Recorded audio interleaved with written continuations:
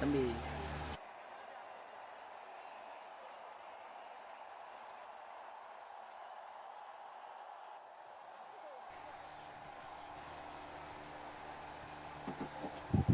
Hello guys, welcome one and all to the game between USA and Canada here. We're just in the, pre-setting of this game.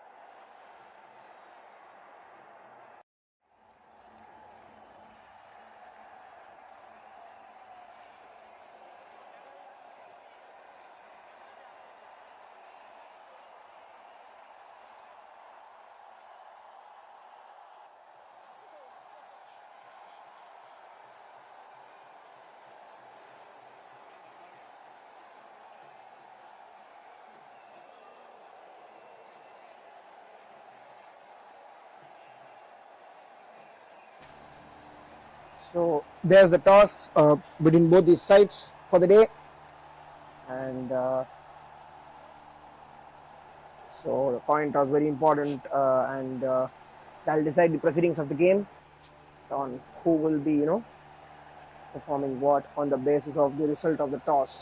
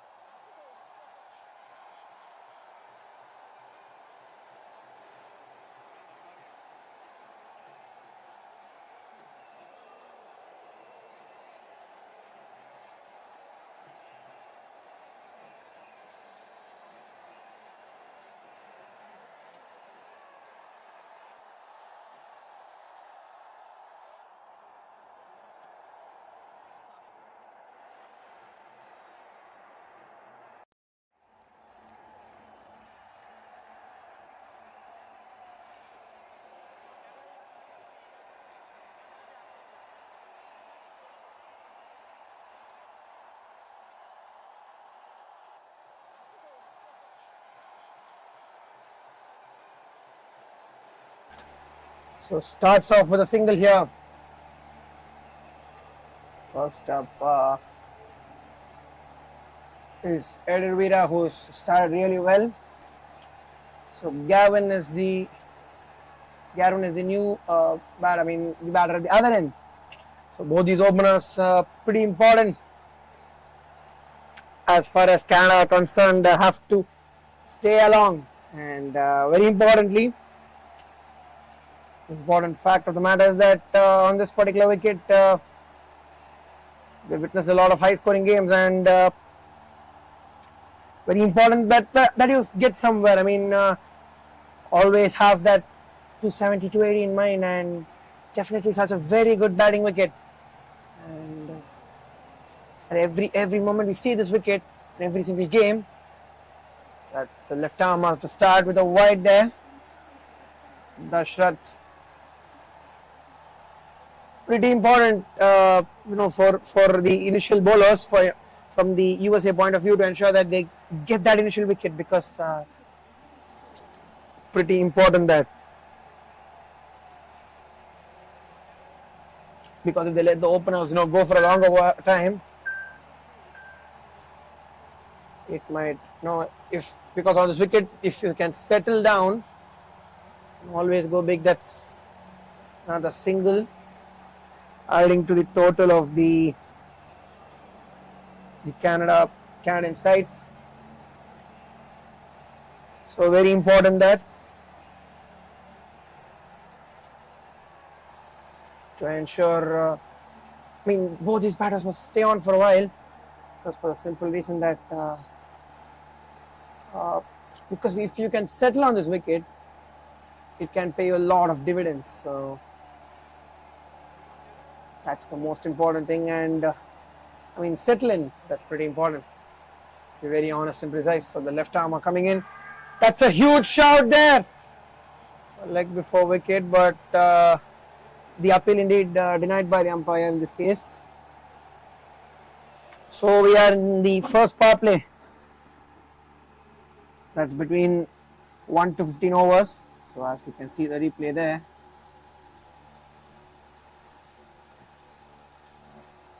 A pretty close shout, but indeed the umpire wasn't interested there. So pretty much, I mean, we are inside the first 15 overs, and that's well defended there. So we're in the first 15 overs, and the power play is divided into three phases of the game. That is power play 1, power play 2, and power play 3. That is, power play 1 is in the first 15 overs, and power play 2 is right from the 16th to 30th over, and the last 15 overs belongs to the third power play, right? So that's a wide ball there, just deviating in line. In fact, interesting strategy from Dashrath here is he's actually bowled the initial 2 deliveries from over the wicket, and now he's looked to come around the wicket, around the stumps, and try to do something different here. But will it pay dividends? Just have to wait and see, because they had a good LBW shout. Oh, that's once again beautiful bowling. So keeping the length tight here. But other than that, 4 runs of the very first over. Very good here from the Canadian point of view. You need to just play along and never really take the pressure.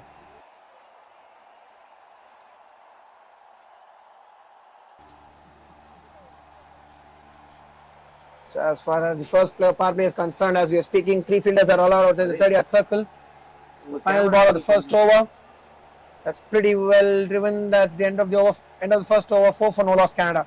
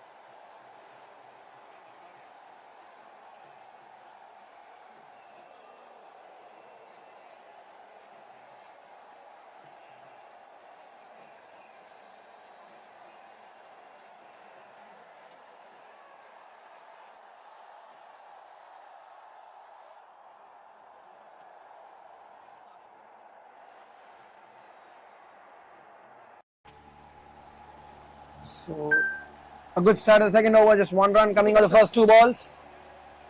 And as far as the field for David Martel is concerned, that's pretty good bowling there. So being a very integral part of their team's bowling prowess here is David Martel. Has bowled really well throughout this tournament. More importantly, he's been very economical. That's a good shot. But that's gone there. So, in fact, just to replay, we could confirm on just what happened over there for our viewers.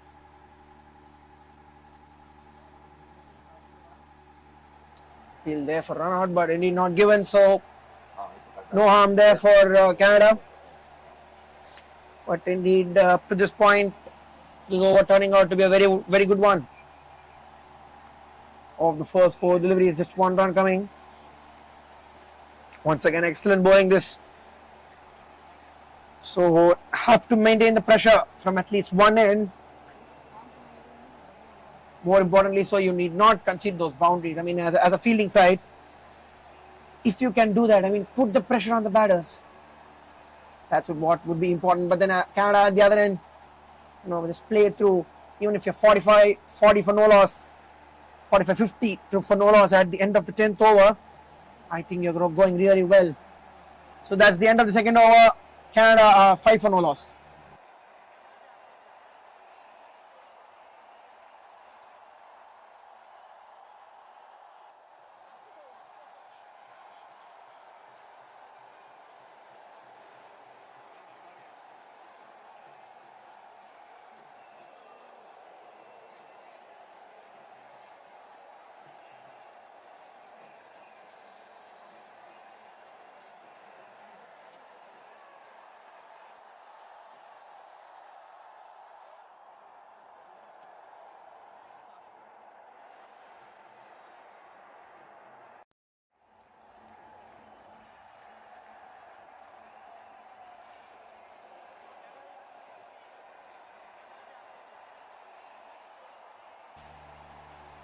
That's great bowling there. So pretty important that both these opening bowlers, both Dashrath and Martel at the other end, have to keep that pressure with those dot balls. I mean, more of rather than pressure, I would like to call it maybe say keep it on that length. I mean, if you're gonna get hit for good balls, don't concede those boundaries, and even if they can play those singles, should be fine. More importantly, so get hit that right length. The wicket will obviously reward you. That's a fine shot there down the leg side. There's a little bit of chase for the fielder there, but pretty well done. So they come back for a couple of runs.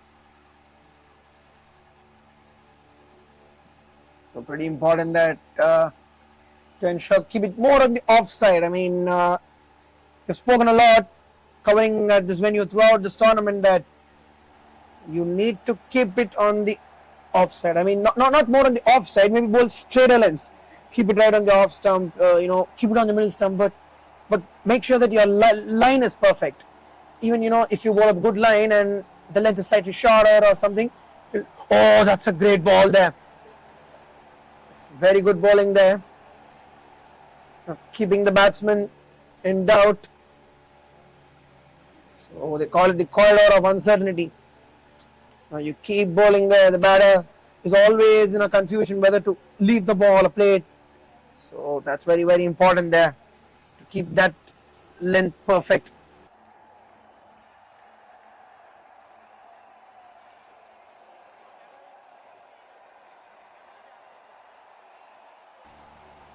Once again, well played.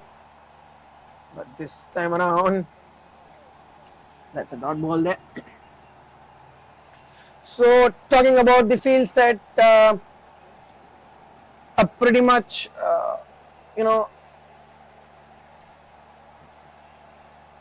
an offside dominated field, maybe because for a simple reason that he needs to keep it on the offside, and so they have a mid off, an extra cover, a cover point, and one man, guarding the third man and the fine leg boundary. So two men behind,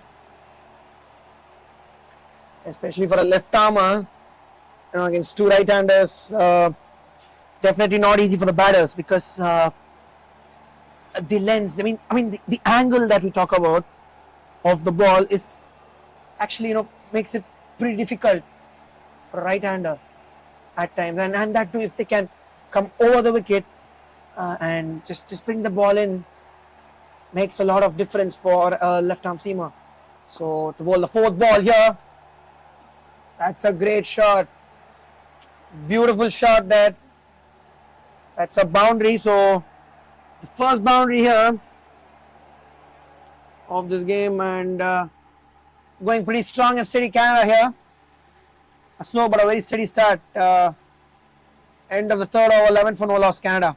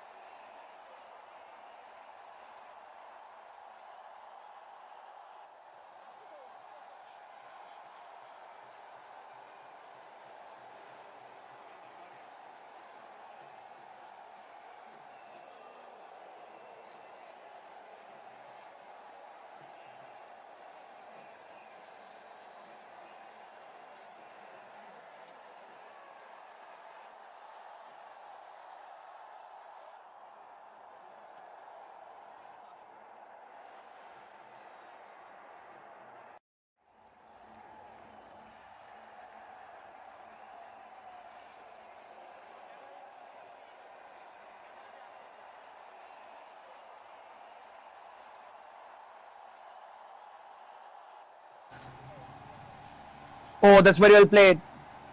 So David Martel just giving one run of his very first over, and needs to keep the pressure on here. But pretty simple. Canada doing the right things here.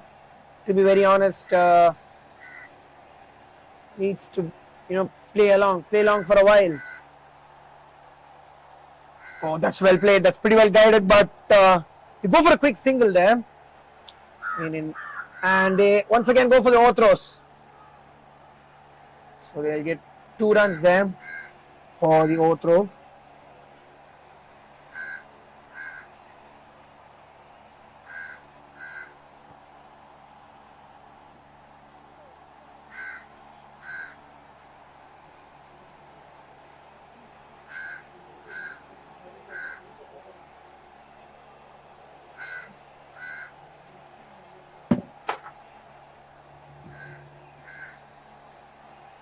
Once again, very well played that.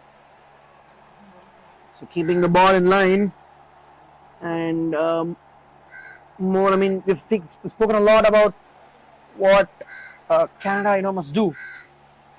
They're doing the things right up there. Even they have 40 for no loss. Wickets in hand, very very important to accelerate towards the back end of the innings, and very importantly, one batter needs to be set and just play a lot of balls. Nothing better than staying there in the crease, watching the ball well. So keep trying the same. It's definitely going to help the Canadians moving ahead. So this time down the leg side, they will get a single there. So pretty decent over this. Just 3 runs coming off it, and David Martel keeping the pressure here intact.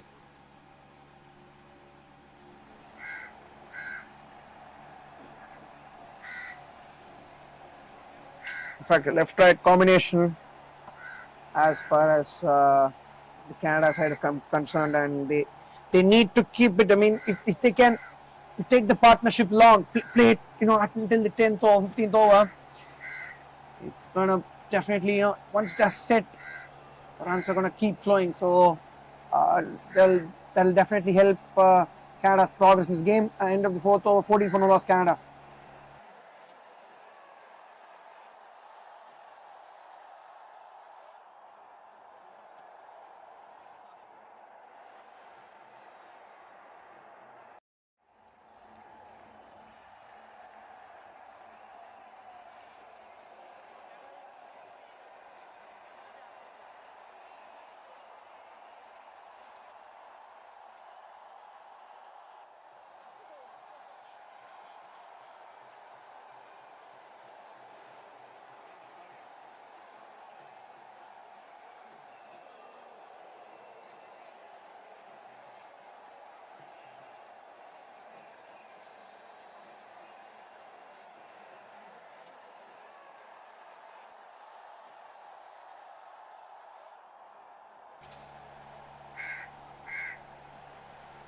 So mid on just halfway, and the shot to continue here. Oh, that's a beautiful ball there. A great start this from USA. Yeah, pretty much. I mean, we have spoken a lot about what Canada have to do from here, because this one, I mean, if you're gonna settle for a while, I think no better wicket to bat. In the previous games where we had been playing with, we have covered the game with the rest of the world at this particular venue. Oh, that's a good shot, but there's protection there. So no runs of that ball. So pretty much, what you would absolutely call a road. All those games that we have done, be it the India versus West Indies game at this venue, all of those games have ended in high-scoring games, and we have seen that 230, 240 is pretty much chaseable. So if you're not going to have it with the ball, it's very important that you get to a target of, say, somewhere around 270. Should be pretty perfect, yeah. And because mind you, we've mentioned this a lot of times in the initial games at this venue, 290 has been also chased down. So I mean, if you have set batters, that's the mantra. I mean, that's the key word that we like to highlight, to be precise. Oh, that's hit over the fielder. There's a chase for the fielder there. Does he manage to get it? Yes, he does. And in fact, go for another couple of. That's a boundary there. Yeah. Boundary signaled by the umpires. So just have a look at the replay of there. Short and wide. Just went for the shot, and he got the maximum there. In fact, the result that he would have decided for a boundary.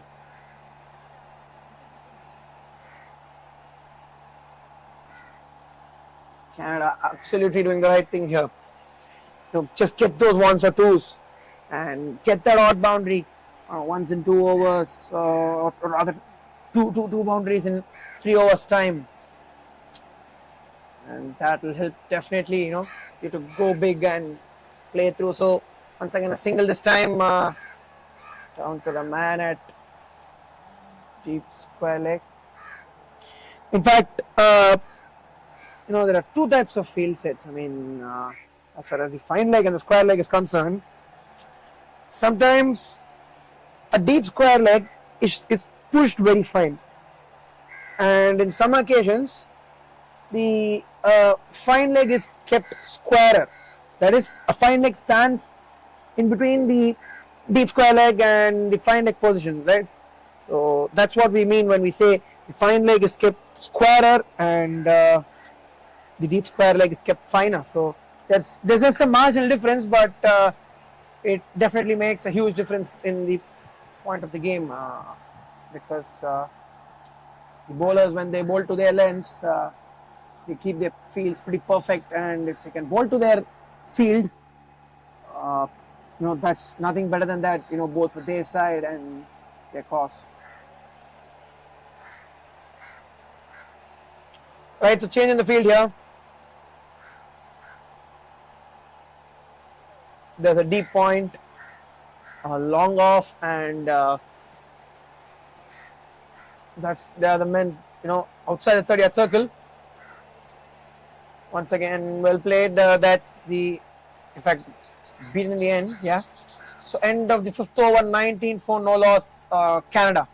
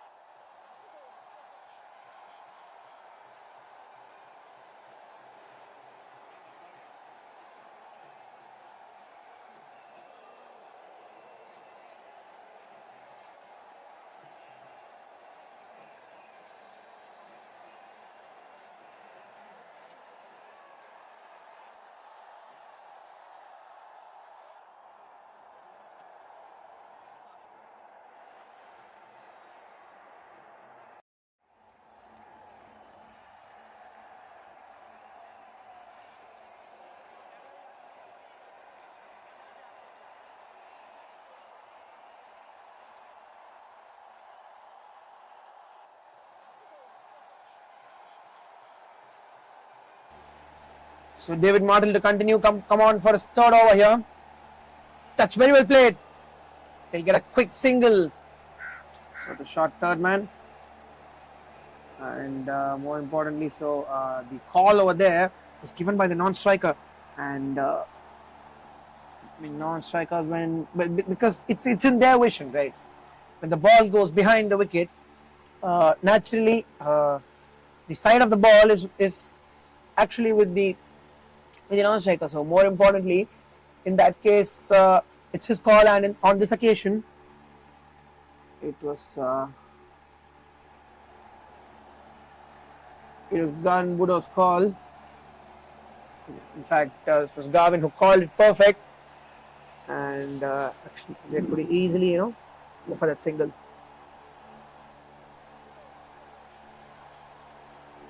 That's once again great bowling.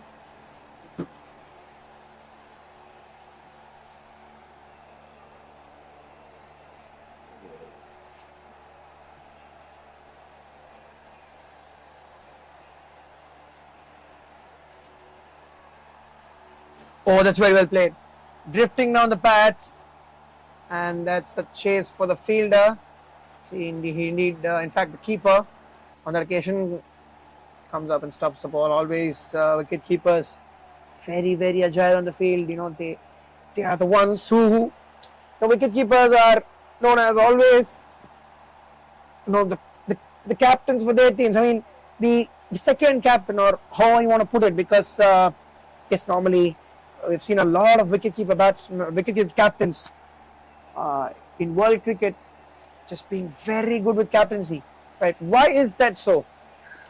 Because for a simple reason that when they have the entire view of the field, and they tend to know, what the batter is doing, or where can the ball actually, where can you put that field, more of the wind direction. All of these factors are understood by the wicketkeeper. So very important that end of the day they are the ones who guide their teams ahead, right? So very important that in that regard. Wicket keeping has always been a thankless job of the game. We have discussed it so many times. Very important, the role of a wicket keeper in cricket, right? So once again, that's well played and pretty well stopped. He's at least saved a couple of runs there for his side.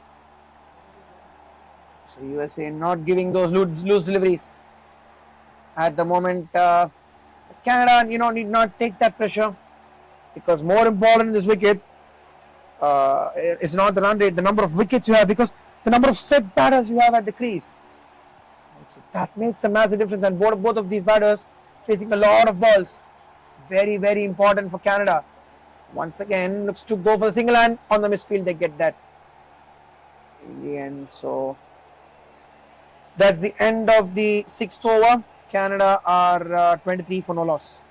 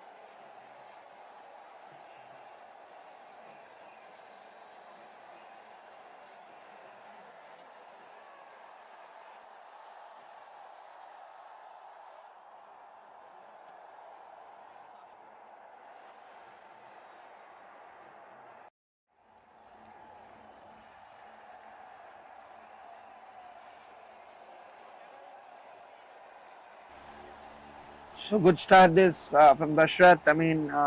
On to his 4th over, just conceded 15 runs and not given much for the batters. In fact, pretty interesting today. Pretty interesting strategy from Dashrath. Ensured that he's bowled a lot around the wicket, right? And has worked for him pretty well up to now. It's pretty well driven here. So very much set, aren't they, both these batters at the moment? Garvin has played 18 balls. And Other were playing 20 balls. So pretty much settled both these batters. What would be watching the ball really well now, and there's a midfield there. So that misfield would just give them a single here.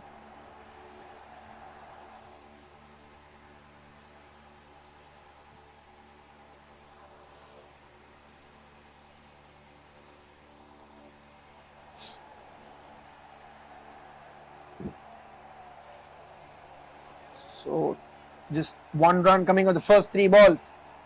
Just play like this till the 10th over mark. That's it as far as Canada concerned. If you can keep the run rate steady till the drinks break, not lose any wickets, and from there on, plan the game for the last 30 overs, can be very, very useful indeed for Canada. If they can do it that way, should be pretty useful.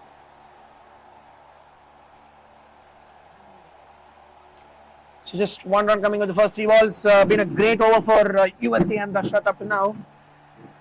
And if he can just get a wicket here, would be absolutely perfect, because could be a reward for all the effort he's taken up to this point.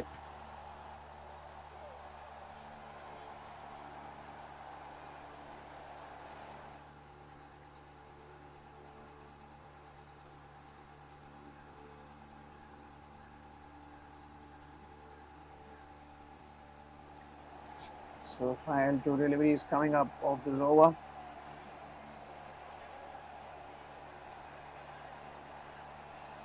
That's pretty well left.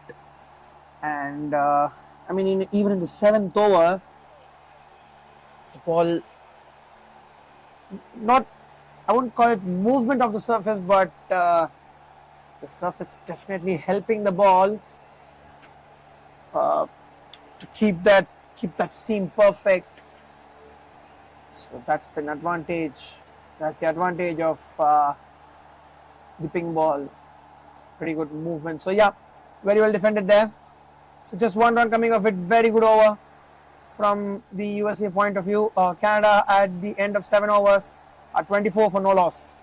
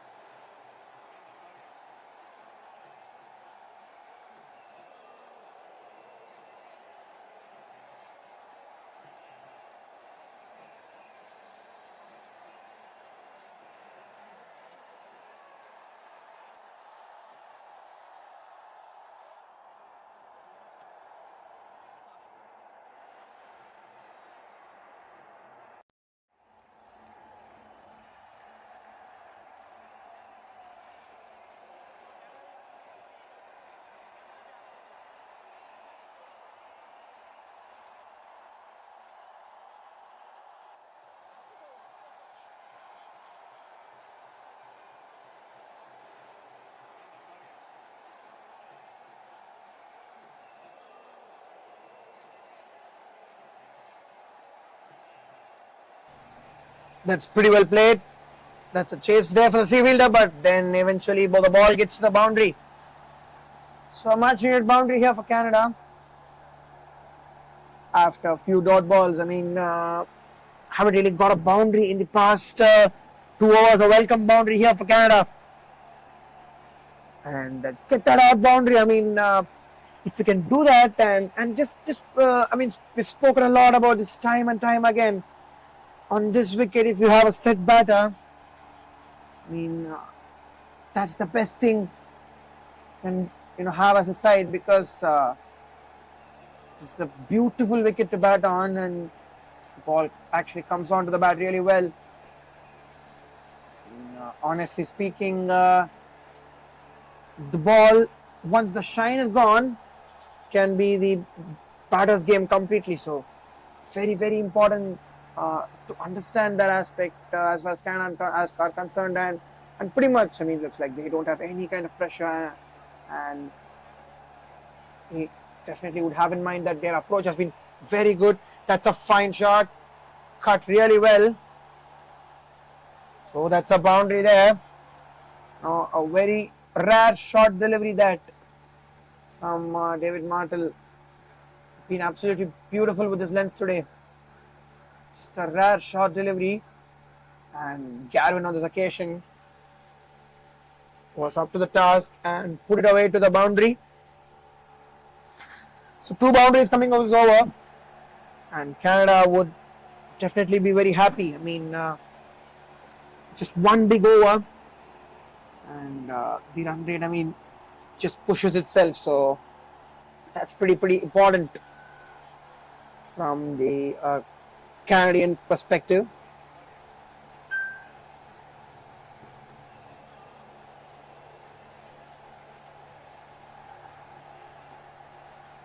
Well played that. So 8 runs already have come off this over, so definitely pressure off the batters. Right, so always when you get those boundaries, and that's why boundaries play an important part of the game for the batters.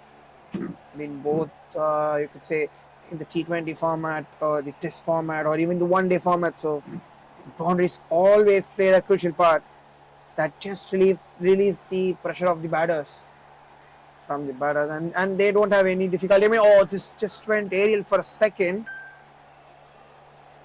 and pretty well backed up there. And indeed, ball has gone through. So looks like they've got a couple of runs here. Yes, indeed, they've got a couple of runs. So 10 runs coming off it. A very good over for USA. Or rather for Canada, indeed, yeah. Very precise. For Canada, it's been a good over and can utilize both those loose deliveries. Very rare loose deliveries from David Martin. So final ball of the 8th over here. Once again, goes for the cut shot.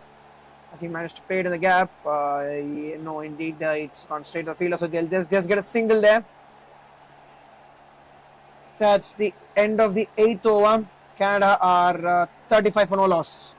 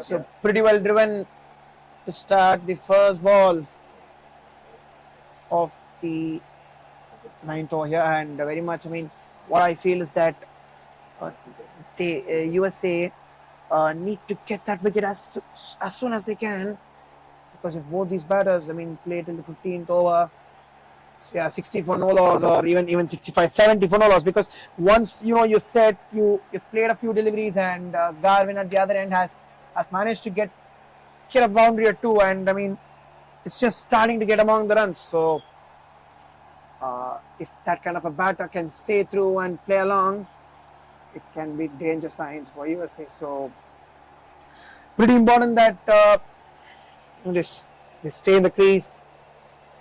So that'll do Canada a lot of good.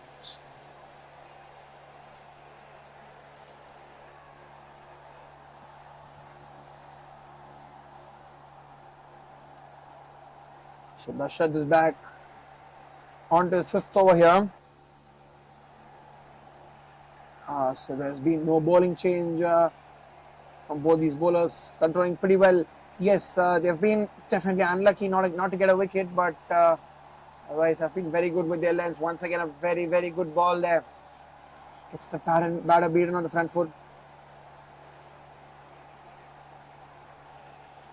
So pretty much bowling with the same field. Canada, although have been really batting well, I feel that USA have set their plans right, and what they're doing is keeping it simple.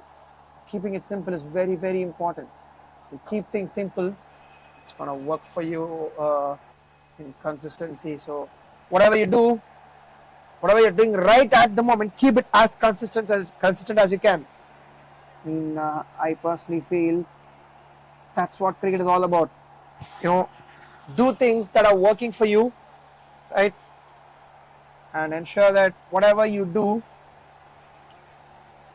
keep doing it consistently. And the more number of times you do it consistent, you have the opportunity of ending up successful. So that's very, very important from the USA point of view. Once again, that's pretty well played, but no runs off that particular ball there. So been a pretty good over this one up to this point. More importantly, no boundaries conceded. So I mean, just put that pressure for another 2 overs from the USA point of view. Ensure that you don't give boundaries. You just tend to let the batsman put the pressure back on them. Hold those good deliveries. Once again, this time slightly short, but managed to play it well. Although, yeah, this is the thing that I was talking about. I mean, if you can just look at this delivery, what happened, it was actually short. Yeah, right. The length was very, very short, but the line that he bowled was pretty much between the off and the middle line, right? The middle stump line. So if you can keep that length, if you can bowl that line, whatever length you bowl, it makes it difficult for the batter. And this time, has he managed to put it in the gap? No, that's pretty well fielded there. The fielder there, so they come back for a couple of runs. So that's the end of the 9th over. Canada very much strong, as we have been speaking. Slow and steady, but perfect at the end of 9 overs. Third night, no loss, Canada.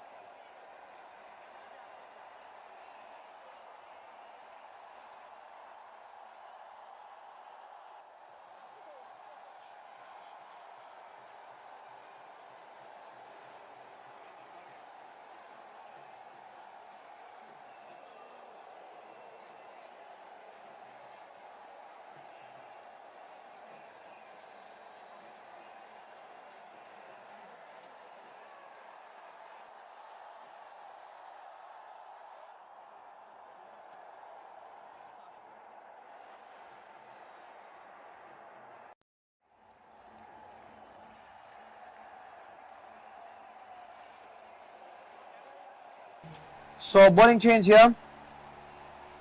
Dave Ramdan has come in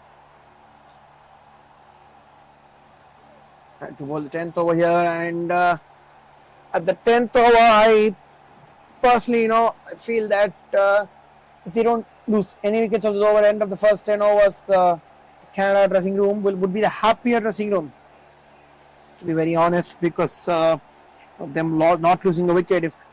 If you can, if both these batters can play long for a while, they can definitely let the bowlers, their bowlers set themselves, because for a very important reason, that if you can push around for a bigger target, if you can give that bigger target, you can give that luxury for your bowlers, nothing better than that. So Canada would ensure that these two batters, that is openers, both Garvin and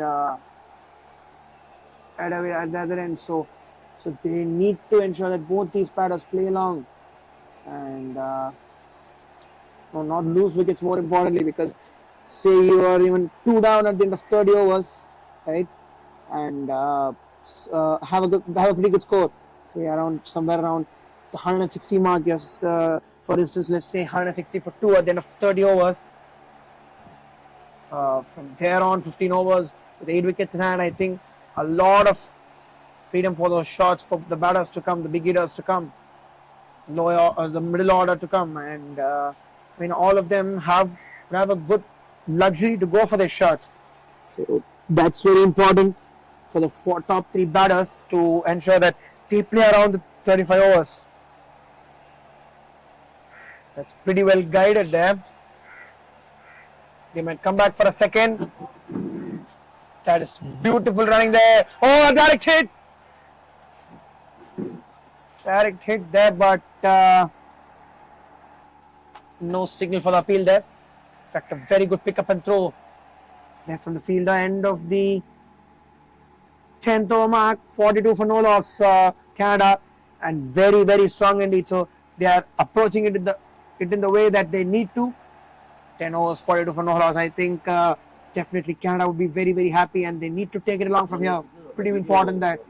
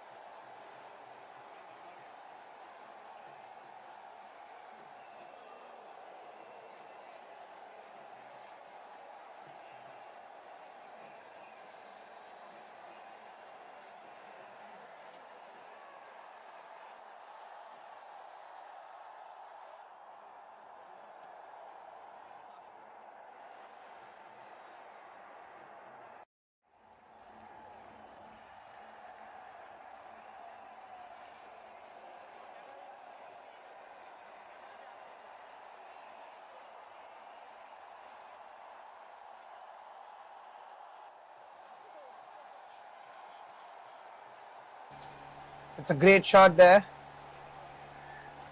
but well covered by the long off fielder.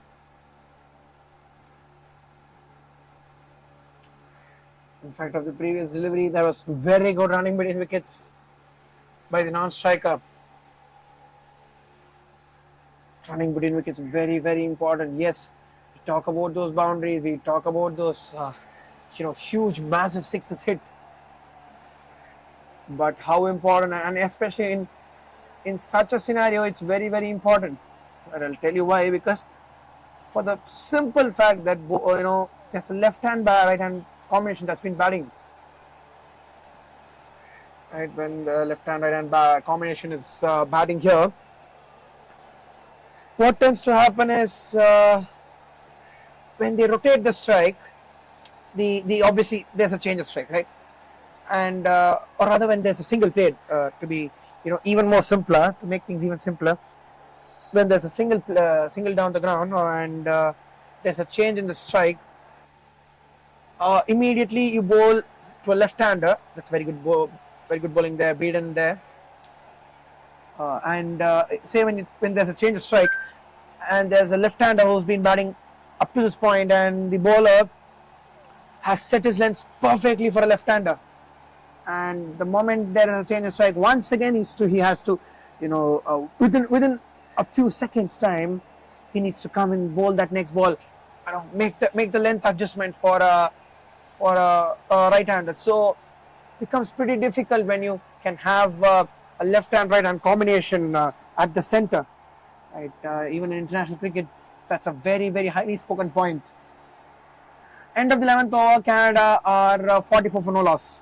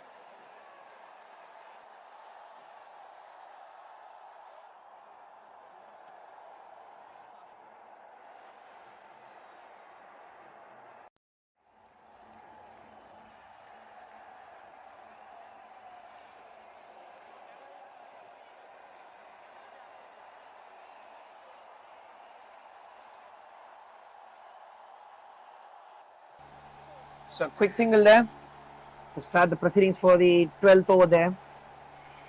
Right, so I think Canada, if they can do till the 15th over mark, they are definitely, going in the right direction.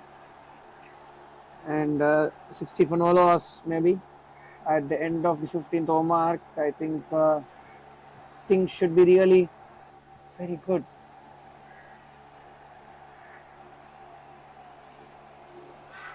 That's an appeal there, but indeed denied by the umpire.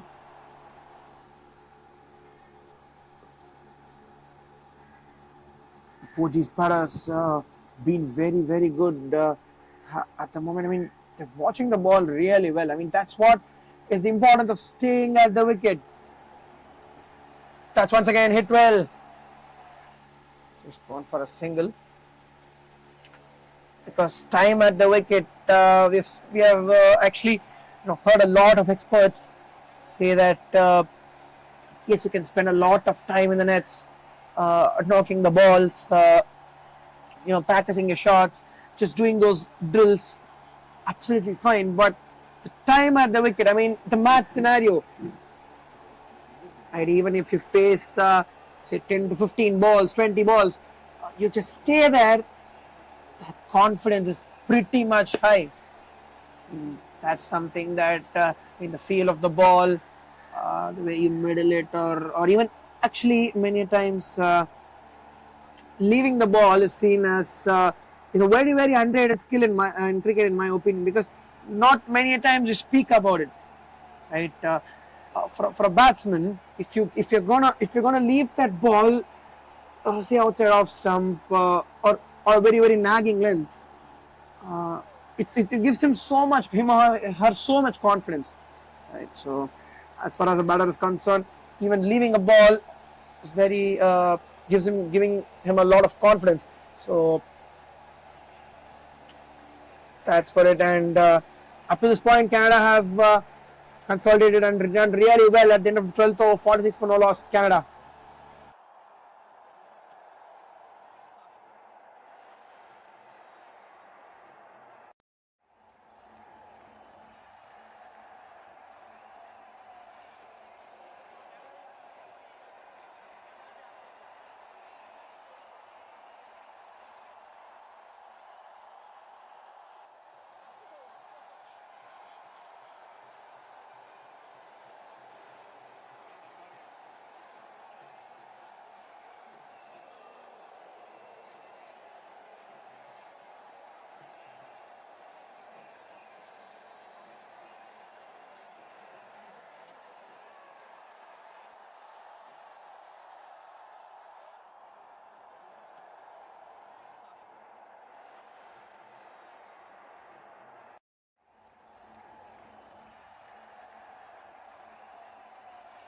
A dot ball to start the 13th over, and I mean, just before the we nearing the drinks break, in another uh, 2 to 2.5 hours time, we will be approaching the drinks break, right? So that is a crucial juncture in my game, my opinion. I mean, I personally feel that a lot of times the drinks break, if you can approach it very very smartly, I think that will give you a lot of dividends moving ahead in the game, because the drinks break is normally a point where a lot of breakthroughs are made, a lot of change in approaches come through, because as far as the batting team is concerned, they have to come in from back from the drinks break and need to play like they're playing from ball one, and the bowling side will look to change it. They change their plans.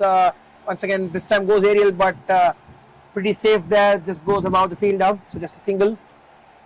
So most important thing is that for a fielding side, you need to ensure that you can just come in. I mean, it's the batters who are gonna just come off that break, right? So I mean, they need to once again come in, switch off, switch on, and have to play along, right? So most importantly, if you can keep that length intact post the rings break, very very important that. So if Canada can play till that rings break, they would be very very happy as a side.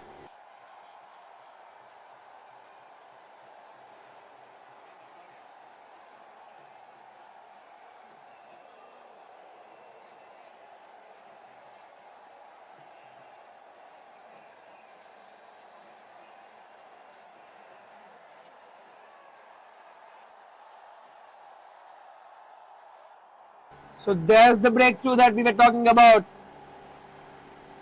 Closing in at the drinks break here, and at the moment, USA have struck finally in the 13th over. So Canada are 47 for 1 after the 12.4 over mark, and pretty much, I mean, Eder has to walk back for a well played 14. Or in fact, Gavin Budo has to walk back after a very well played 30, right? So That's just a small correction that we wanted to make. So Gavin Woodrow has to walk back, and I personally feel that he's pretty much done his job there in the crease. Helped Canada, get a very good start. So at the end of 12.4 overs, 47 for 1 Canada.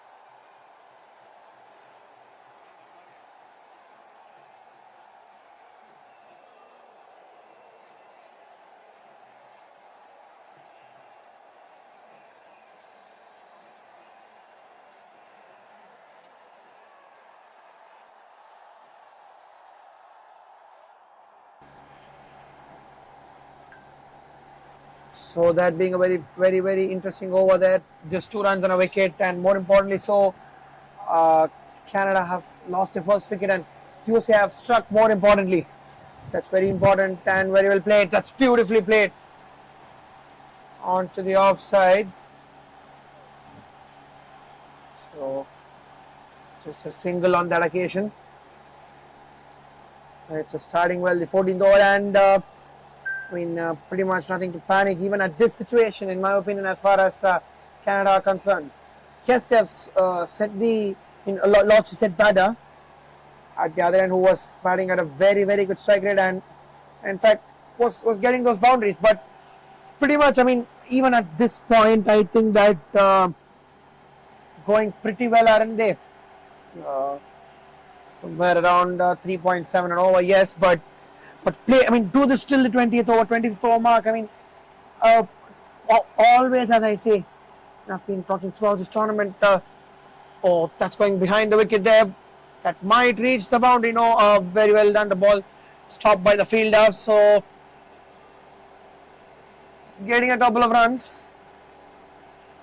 And if they can do this from here, Canadians, I mean, get that single because the moment you're set, you're gonna get those runs and even play till the 20th over mark just to stay around that 90 to 100 range. So gonna help you a lot. Once again, a single there down to long on.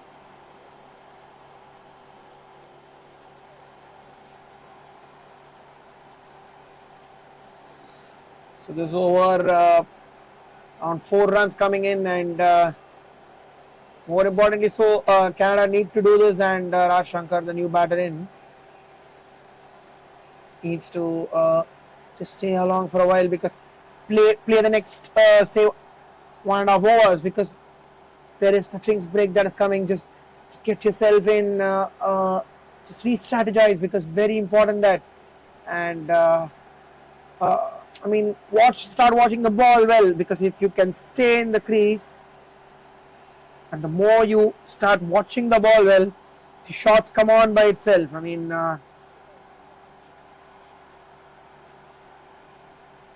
very, very important factor of the game, staying in the crease. Oh, that's a good throw, maybe chance of run out there.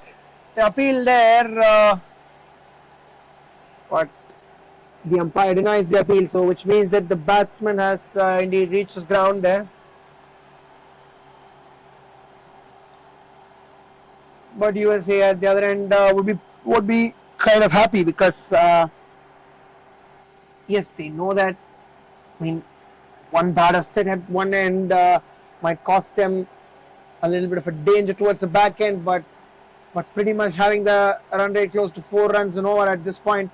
At the end of the 14th over, presently speaking, I feel that they pretty much they would be happy, but they would need wickets here. I mean, they would look to restrict the Canadians around the 240, 230 mark, which would make them things comfortable in second innings. So end of the 14 overs, Canada 54 for 1.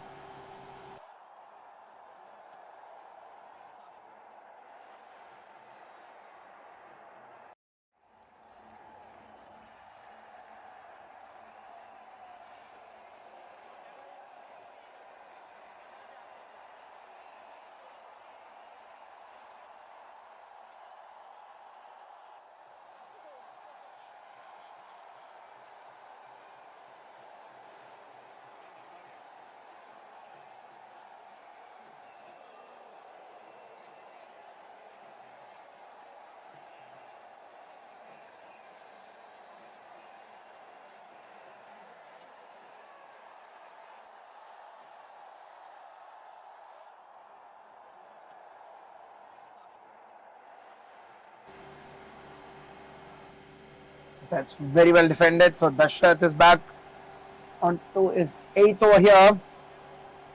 And in fact, if I'm not wrong, I think he's bowled 8 on the dot here.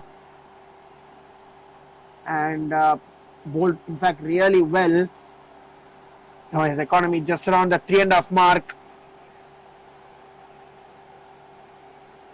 So very, very important that he completes his overs well because he's been excellent with the ball. I mean, the lengths he's bowled.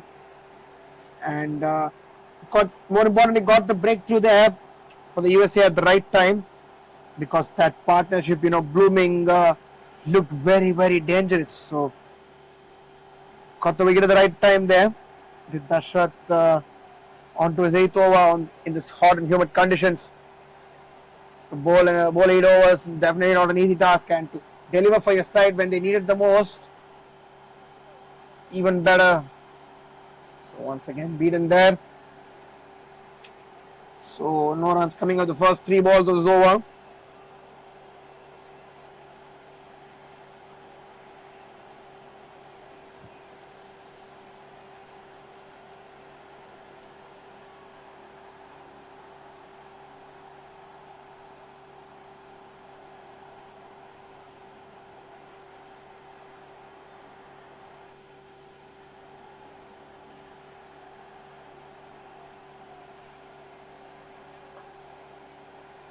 That's well played. They get a single. The non-striker had a little hesitation first up, but completed the run eventually in the end. So just take a look at the replay there. Once he cut the ball, had a bit of hesitation, but ran in quickly.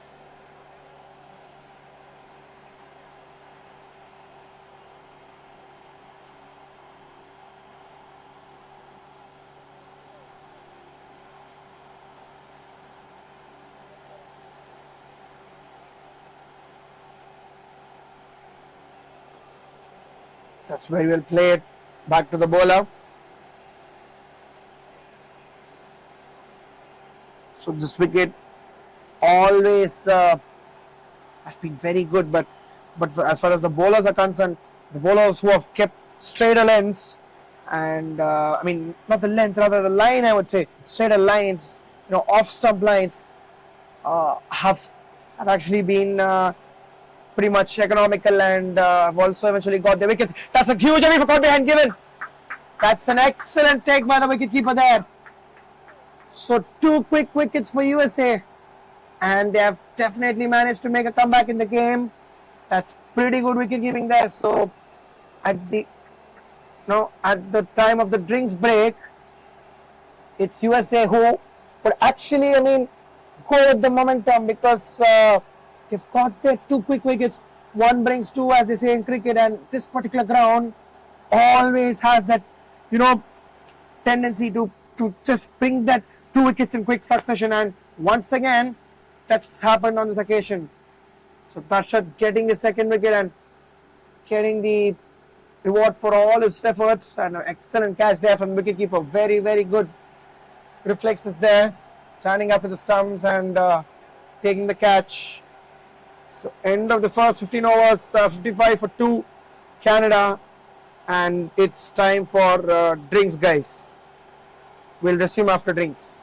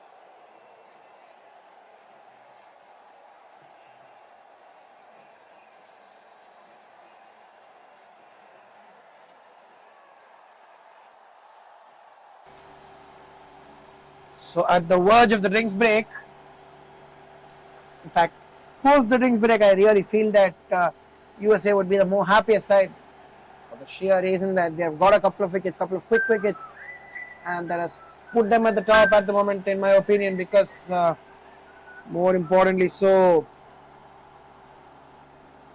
you need to, uh, just build that partnership once again. Ranjit, who's the new batter in. I mean, the USA have come into the game at the right point of time, in my opinion. Once again, goes for the sweep shot, but this time comfortably gets to the boundary. And just drifting down the patch. And that was easy pickings, just some bat on it. And Ranjit, the new batter, has got a boundary of his very first ball and gets off the mark with a boundary here. As Ranjit.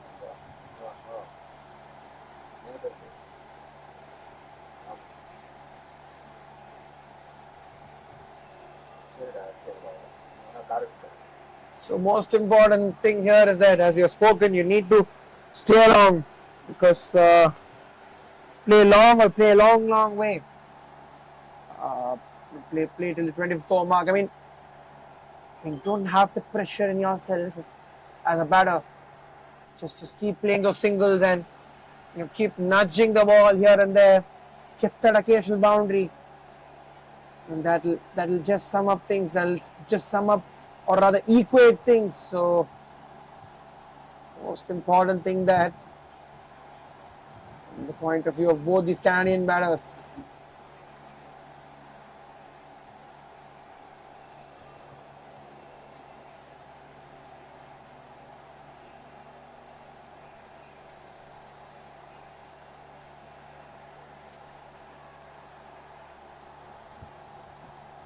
So pretty decent over this 6 runs coming on the first 3 balls for Canada. Once again, that's well driven. So almost stayed here for almost 49 balls as Edavira. So play around 8 overs here. In fact, half of the innings, and has somehow managed to hold it together. And he's staying there is very important because of this, because he's trying to play the anchor role more often than not. In every side, you have that batter who plays that anchor role beautifully, and that's a very important role in a longer format, or rather, say in the 45 over 50 over formats, and more so as we have spoken in Test cricket. Definitely yes. So yeah, has to play that anchoring role and ensure that he has to bat till at least the 30th over here. And if he can do that, that's going to help the cause of concern for the Canadians. Yeah, Canada, Team Canada. So very important in that regard. He might get a single here. No, the non-striker has hesitated. So that's a dot ball 10, the 16th over. At the end of 16 overs, 62 for 2. It's Canada.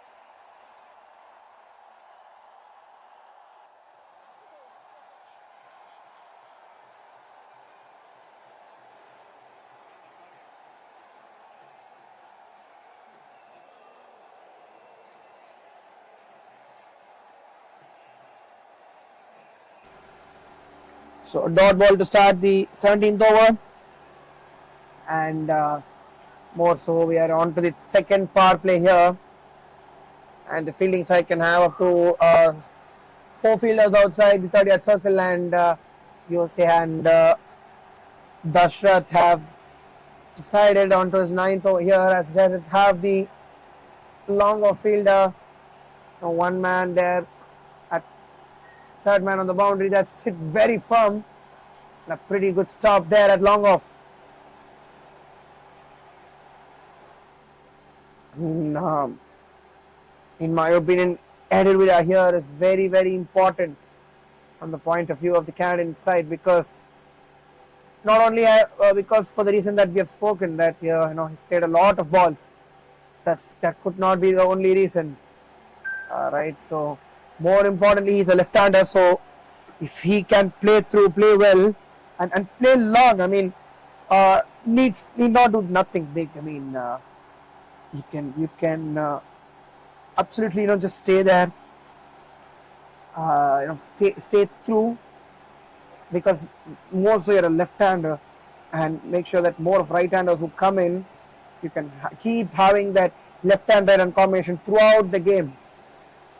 So that might be a very small strategy, but can turn out to be very, very effective in the longer vision of the game. So that's why I personally feel that Edwida is a very, very important batter here for Canada.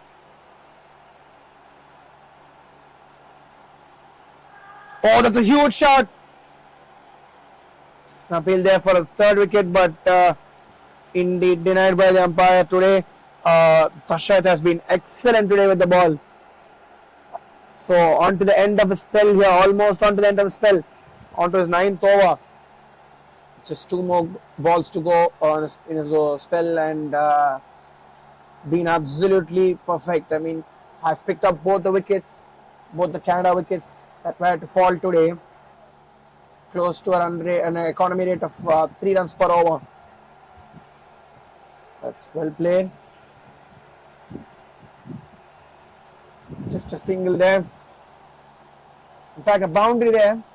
He's picked the spot to perfection, and after a pretty long time, they get a boundary here. In fact, that's the second boundary for Ranjit Chowdhury. So massively need to keep playing as far as both these batters are concerned. I mean, just get that singles, and you will tend to find the odd boundary this way, because when you're gonna play a lot of balls, you'll just understand the pace of the wicket, how much it can rise, what it can actually do. So you can put away those loose balls. You're batting in for a long time. The last ball is 17th over. Just 5 runs coming out this over. Once again, that's pretty well left. So that's the end of the 17th over, and Darshat, what a spell he's bowled here. 9 overs, 2 for 30. Been an integral part of the USA bowling today. At the end of 17 overs, Canada are 6-7 for 2.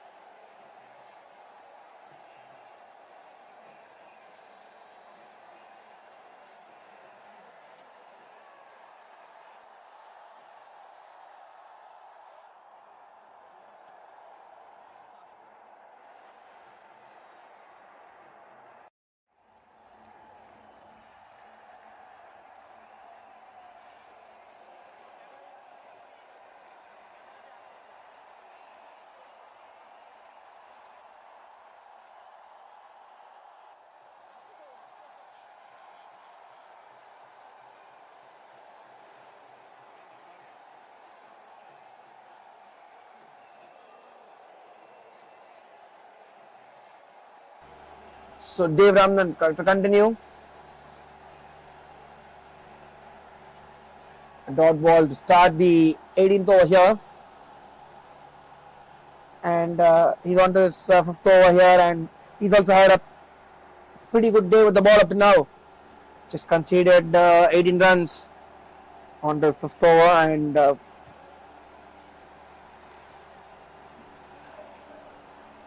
oh, that's well played. A straighter delivery, tried to go across the line, but somehow managed to get some bat on it.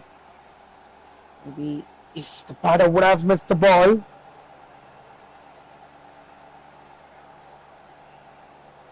that would have been interesting on what would have actually happened. Yeah, would have been a closer chance if the batter indeed would have beaten off that ball.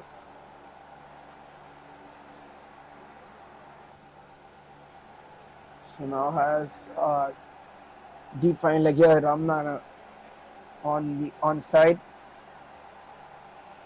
and two fielders guarding the onside boundary.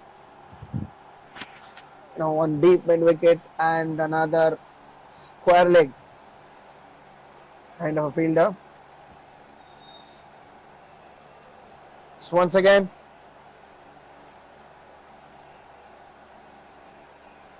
Elvira is on strike.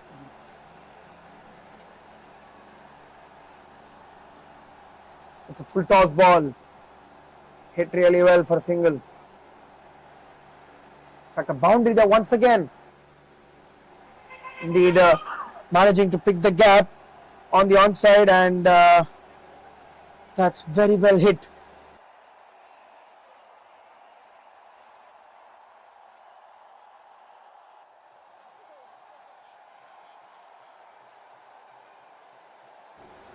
That's pretty well played for a quick single. In fact, that's a white ball there, and they might get a couple of runs here. The chase is on for the fielder. So 3 whites there. This over turning out to be a good over here. In fact, a costly over for the USA.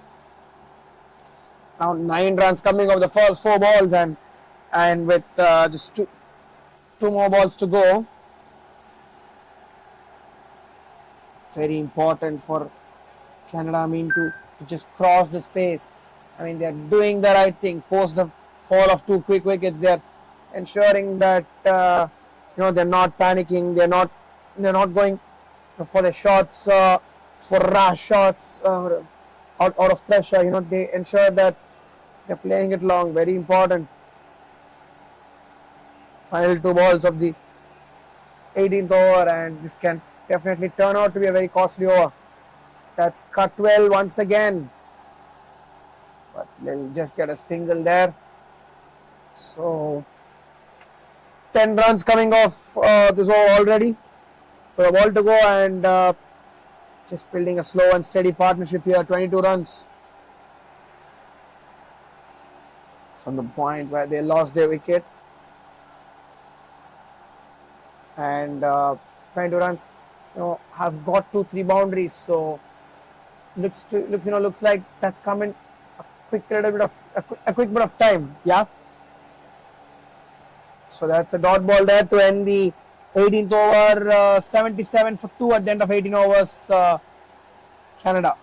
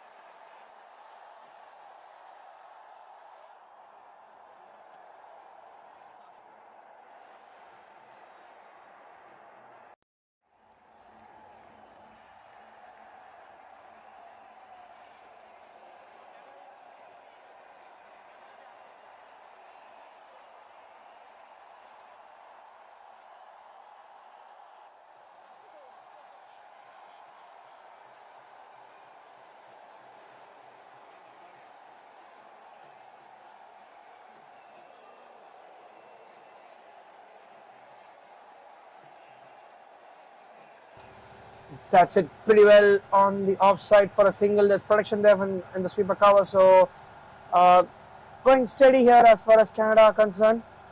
You need to, keep just going through this partnership, to stay in the game.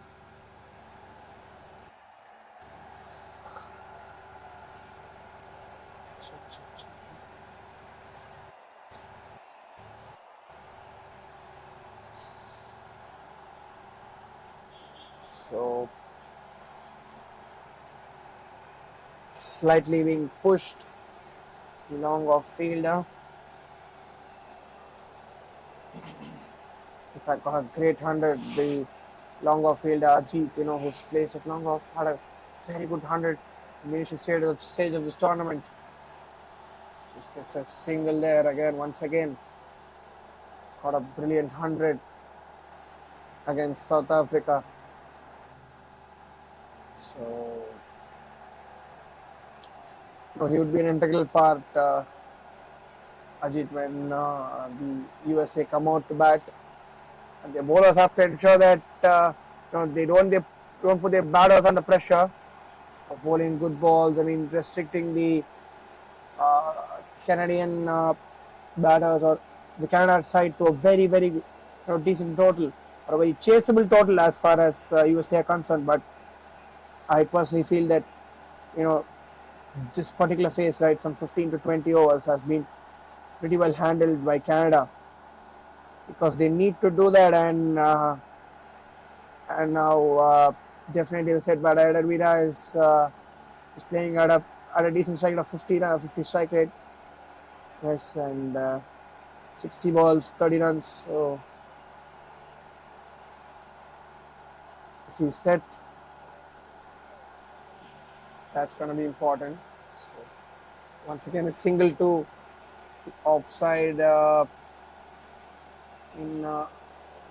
tends to make the fielders tired as the left-hander and combination because you're not really sure on how many times that in a game you can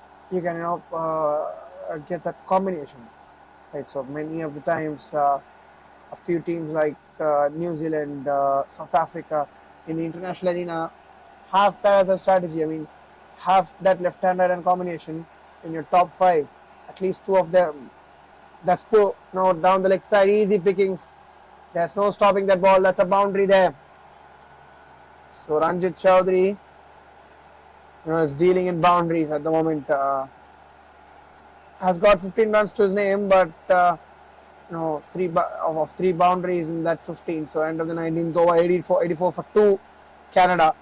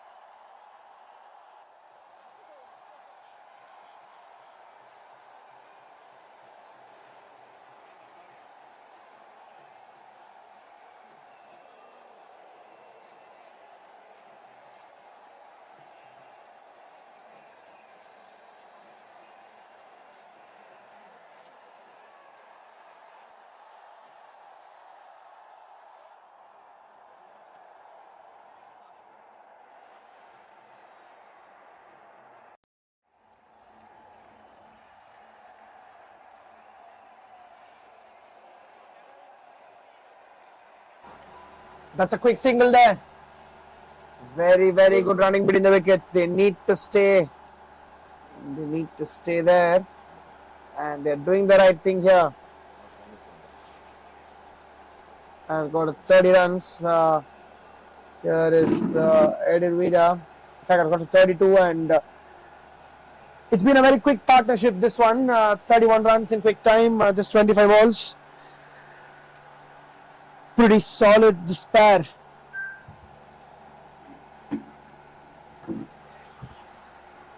Have been getting those boundaries, crucial boundaries, going for 2 runs. Going for those two is very, very important. Once again, tries to go down the leg side. But there's a fielder there, so can settle for a single.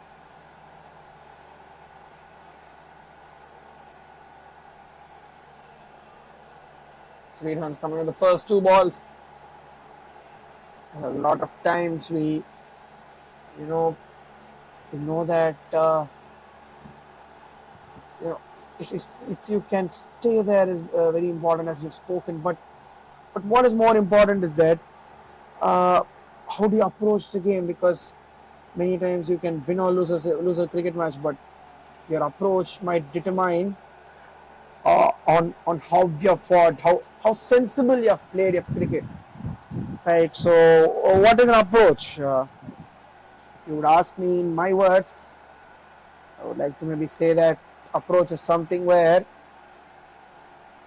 that's well played, just wide of the fielder, but he covers it comfortably. They might get a couple of runs. Yes, they do. Yes. So, what is approach? Approach is pretty simple. In simple words, uh, you know, playing the way, the way of playing the game. Uh, you know, it doesn't matter if we can get the results out of it. But yeah, but you do the process right, the result might just be there. So once again, has he managed to pick the gap? Yes, indeed.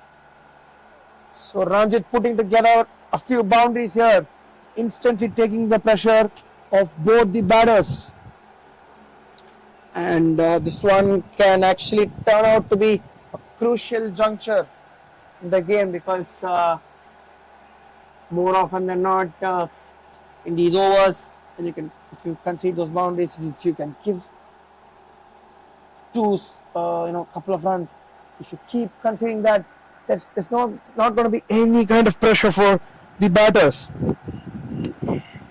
and in that case, uh,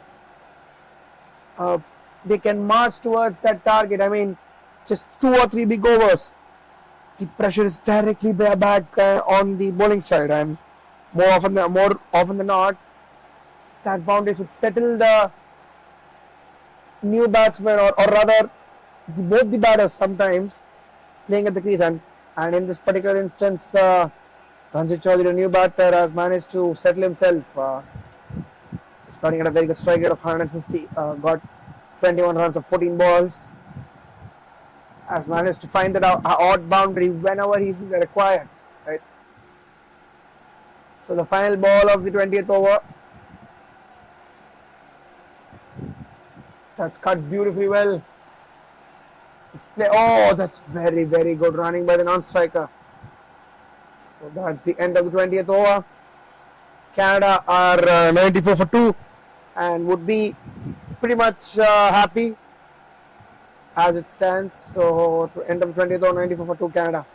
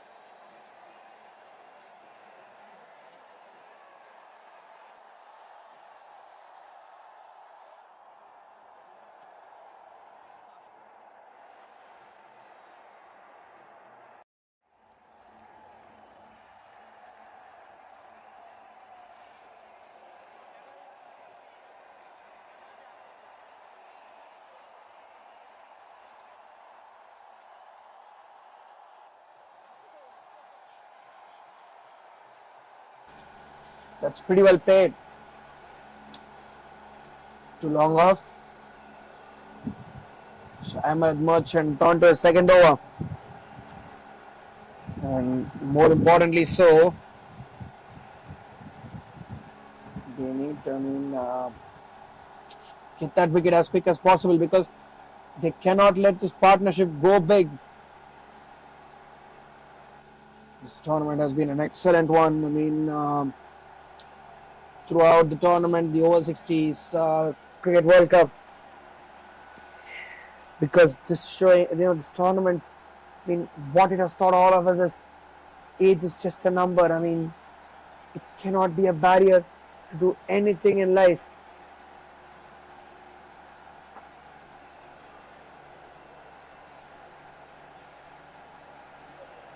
That's a boundary there. So a slight misfield on the occasion results in a boundary.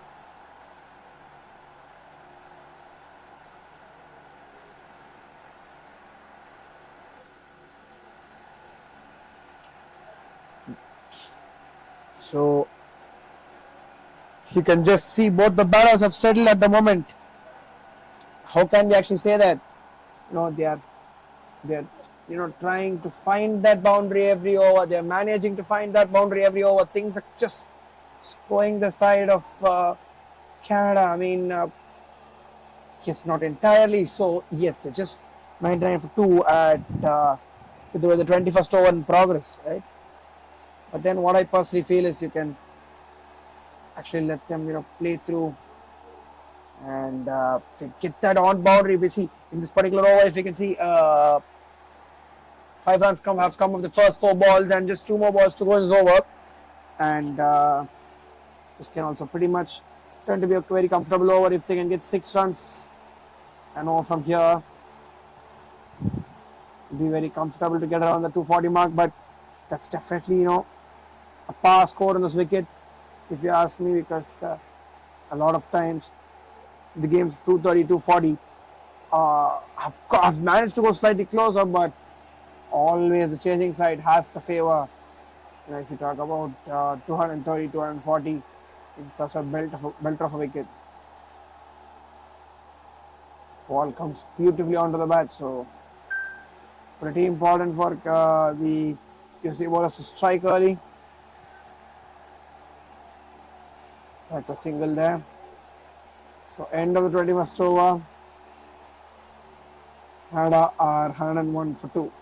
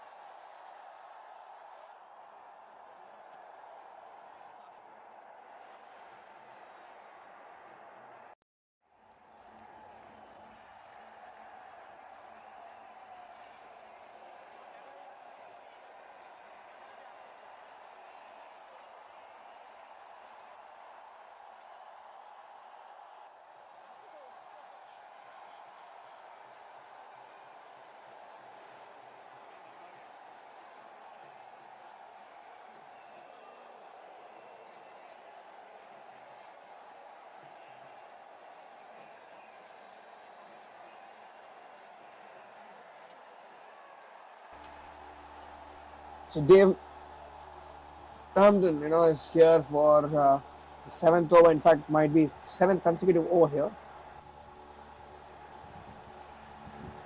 Keeping things tight and perfect. In fact, the USA skipper is definitely, keeping the hopes on his bowlers and hasn't changed much. In fact, guys, there's a bowling change there. Wayne Copeland, new bowler in. Just pray they need a wicket here, USA, in order to at least break the partnership of both these batters. So can Wayne Copeland turn out to be that breakthrough getter here for USA? So great. That's a quick single there.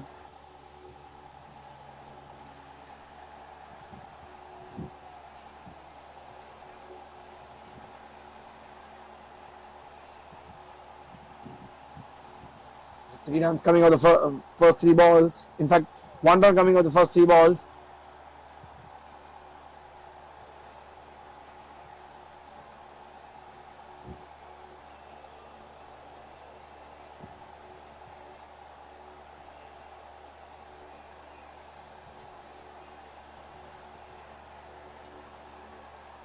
Three balls to go in this over. 22nd over, and 1 or 2 for 2. The current run rate is around 4.74. And I personally feel, if not now for a wicket, this partnership might go big and come back to threaten the bowling side, that is USA.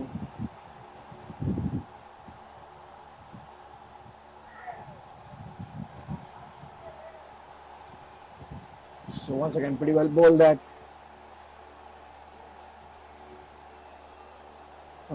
This wicket, a very good wicket to bat on. And as far as the field is concerned, I mean, the ground conditions are concerned, being a pretty fast outfield, the onside at the moment, offside at the moment, the onside slightly, the where the ball is slightly slower. That's very well played.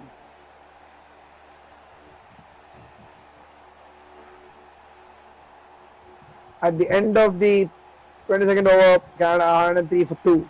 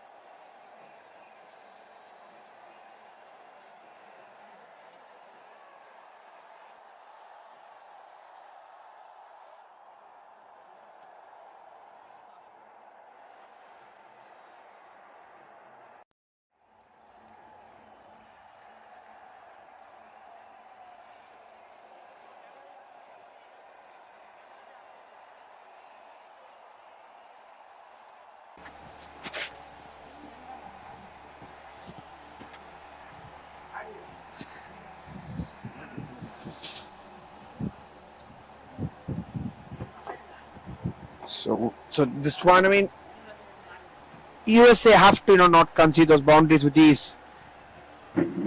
And as we are talking, been a very good tournament. This once again a great shot, but there's protection there at long off this time around. Just a single there. No, just get that shot away. Got a maximum there in this over,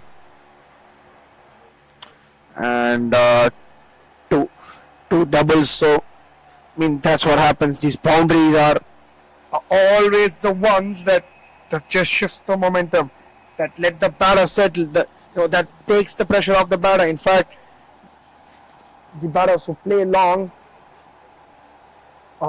similar to what you know Edward has done at the other end. He's batted really well for his 40. Once again, that's finely played. So he's playing the singles comfortably here. So that's the end of the 23rd over. 112 for 2 Canada at the end of 23 overs.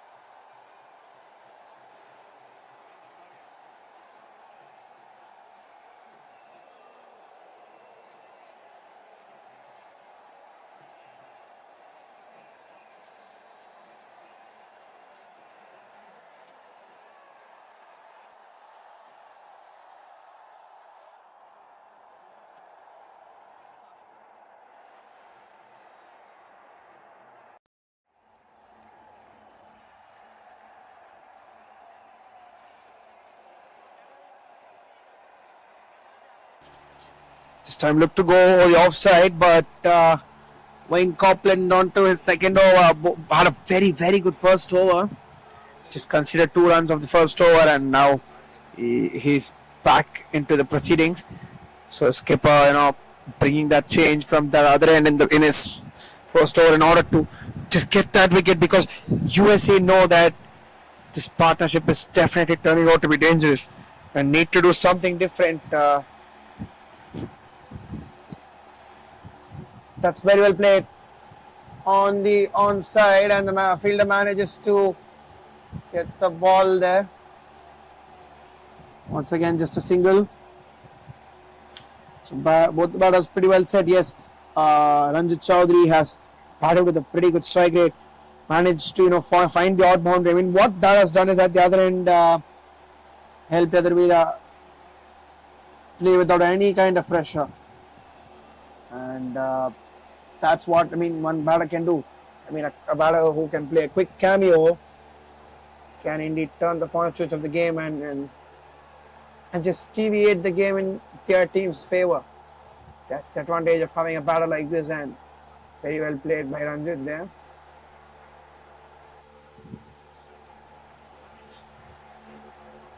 So 2 runs. In fact, just a single and 2 more balls left is over. Oh, goes for the sweep shot. Does he get the boundary there? A huge chase there for the fine leg fielder and Ajit the man, but collects the ball really well there. So the last ball of the 24th over coming up.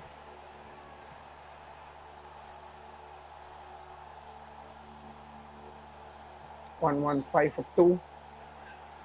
So the final ball coming in, just 4 runs considering it's over, and Wayne Copeland will be pretty happy. He got a quick single there.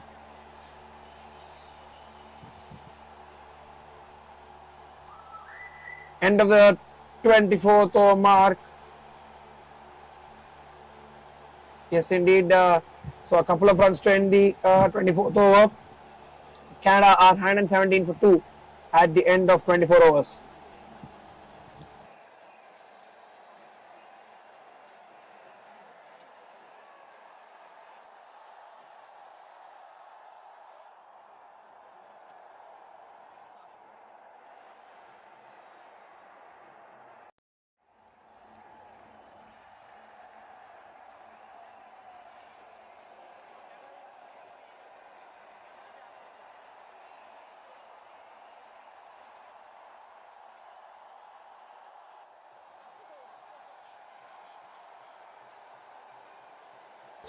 So Ajit is here to bowl the 25th over.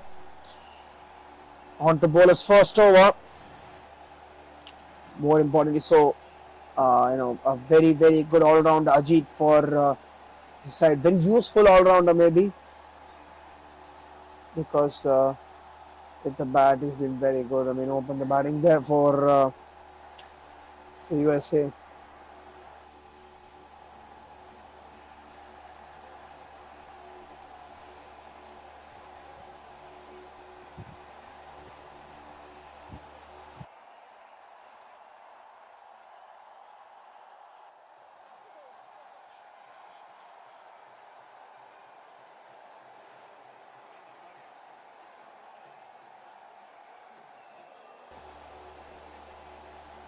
That's well played, but straight to the fielder.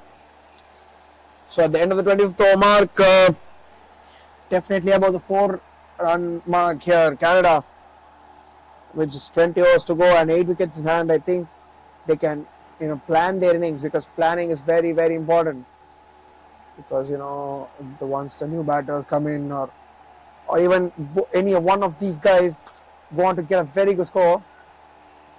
That's very well played, beautifully played. So yes, I was speaking, if one of these batters get to a very good score, that can be very useful as far as USA are concerned. But at the other end, trying various things here. USA, trying to bring in the new bowlers because for a simple reason that they need to get that wicket. No, trying massively hard for the breakthrough.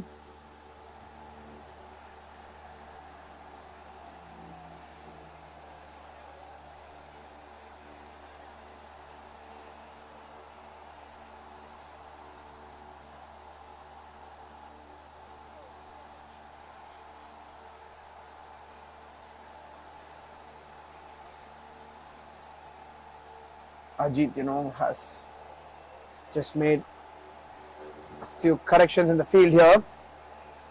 Had a deep mid wicket. In fact, a deep country, a long on. That's an appeal. They're gone. Tried to play across the line, and Ranjit Chaudhary has to walk back for 36 here. So as we were speaking, the bowling change has worked there for USA and Canada.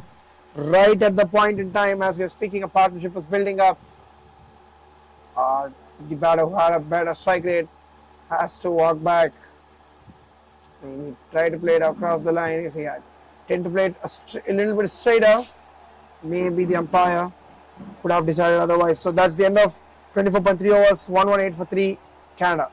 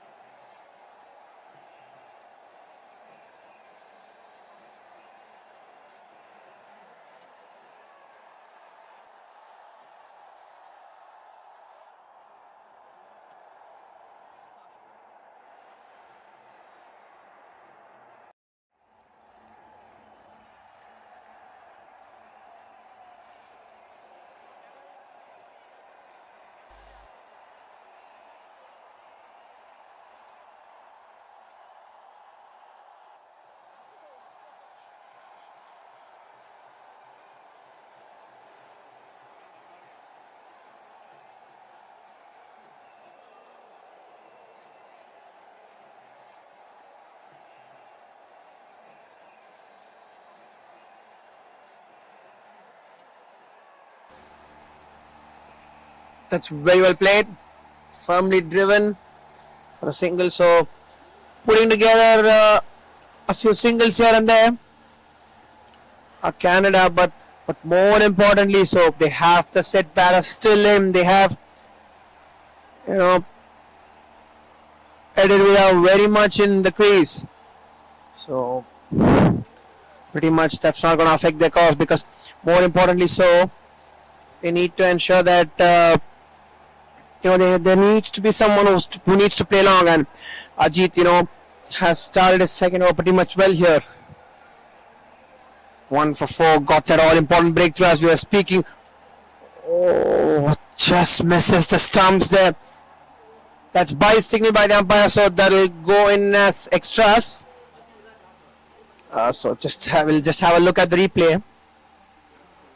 Right, Ajit running in. Had bowled a brilliant ball there, but the keeper just couldn't take the ball, resulting in 4 byes. So that'll go in as extras there.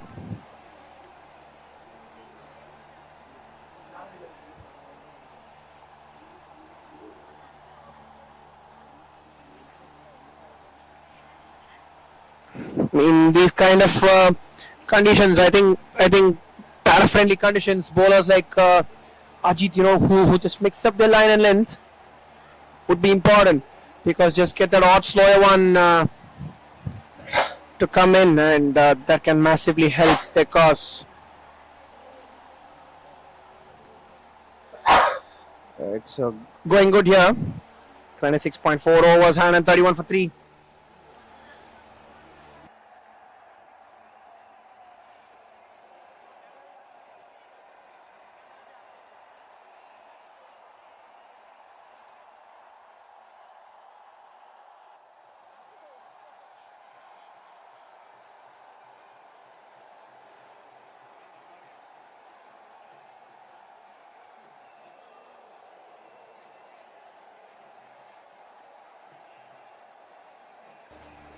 That's well played on the onside this time. Once again, going to long on. So, in fact, that should conclude the over. No, yes, indeed, concludes the over.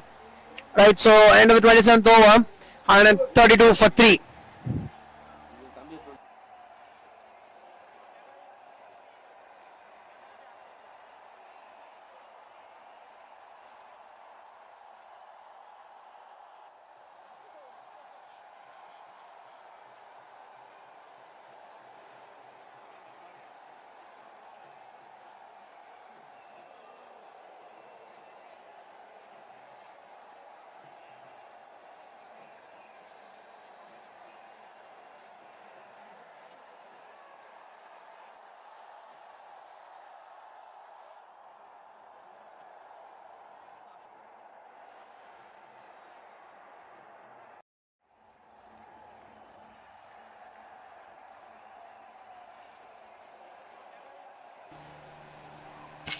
Wayne Copeland to continue.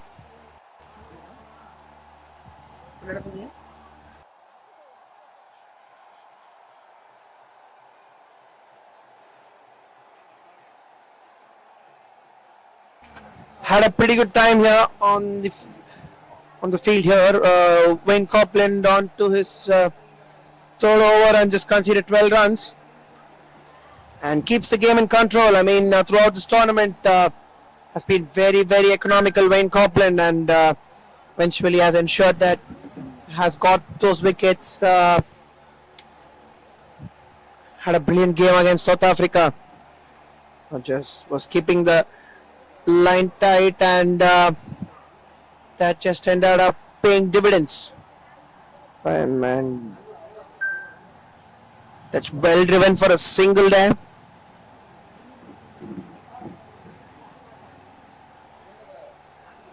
Very well driven. So 2 more balls to go in the 28th over, and just a run conceded. I mean, I think yes, that phase has come. you've been playing well here, but you just need to target on how much actually they have to get from here.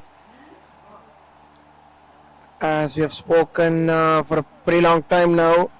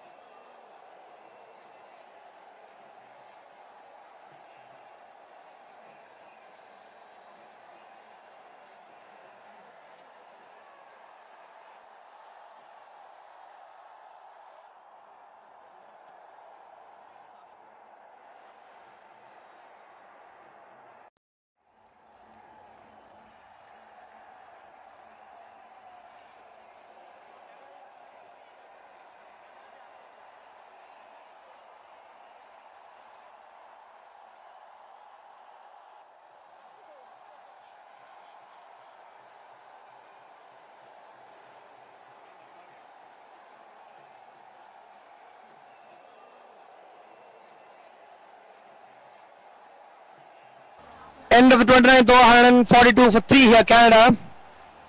And very, very importantly, just 16 overs to go. They need to keep in mind on how much they have to get, because sometimes tends to slow down the pace. And so very important to have the target in mind as far as Canada are concerned.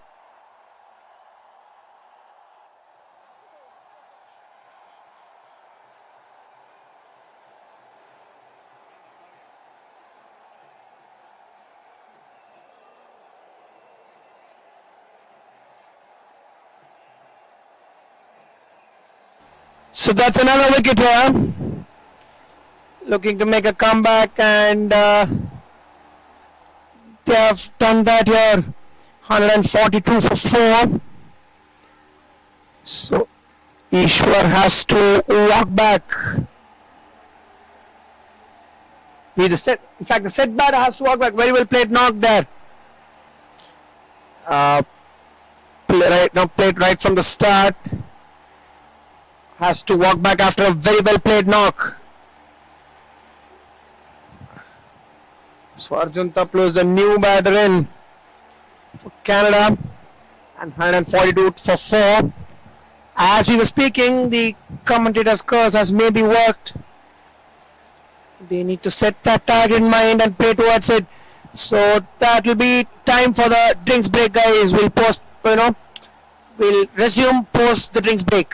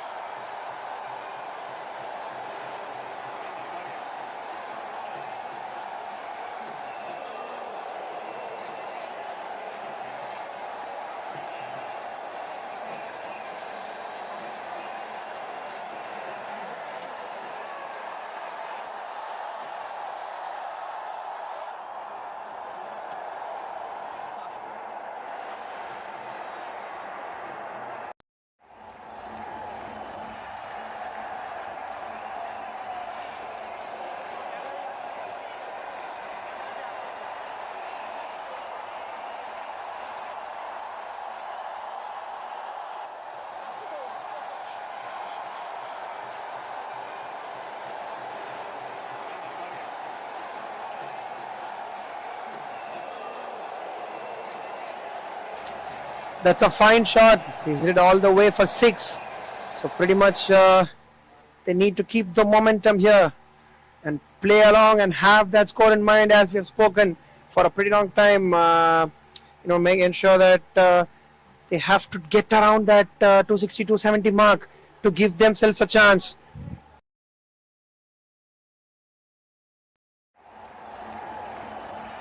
So it's definitely as not easy as it looks, but very well done. End of the 30th over mark, 149 for 4. And need to plan for the next 15 overs on how much they can get potentially here, Canada.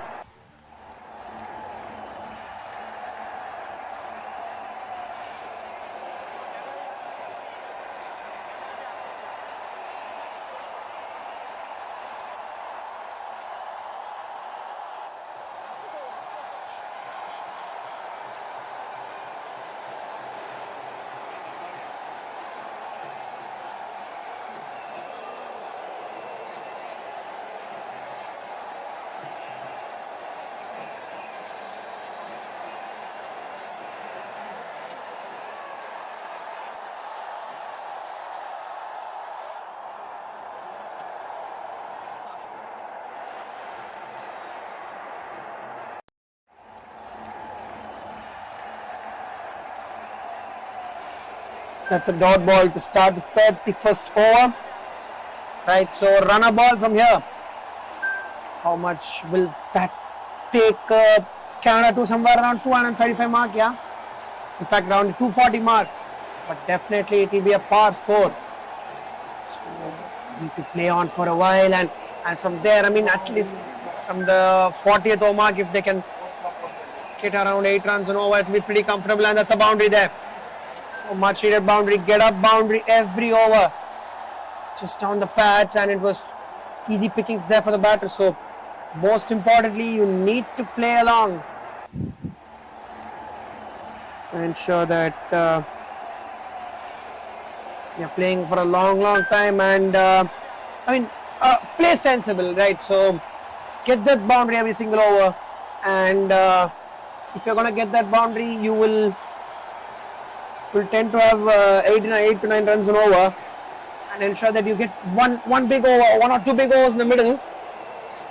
That sums up the pressure in the start. Keep the new ball in the right length. Really make it utilize it really well. Didn't bowl those lines outside off stump. In fact, Dashath himself was very good with the ball, and in fact 9 overs on the trot was excellent from him, and Ajit once again comes in and mixing up the pace really well, holding the variations tight onto his 4th over now.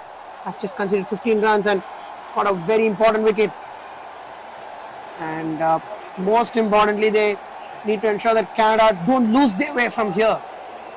That's the most important thing. Once again, that's a legal delivery there. Yeah, a dot ball to continue. End of the first 31 overs, and Canada are 153 for 4.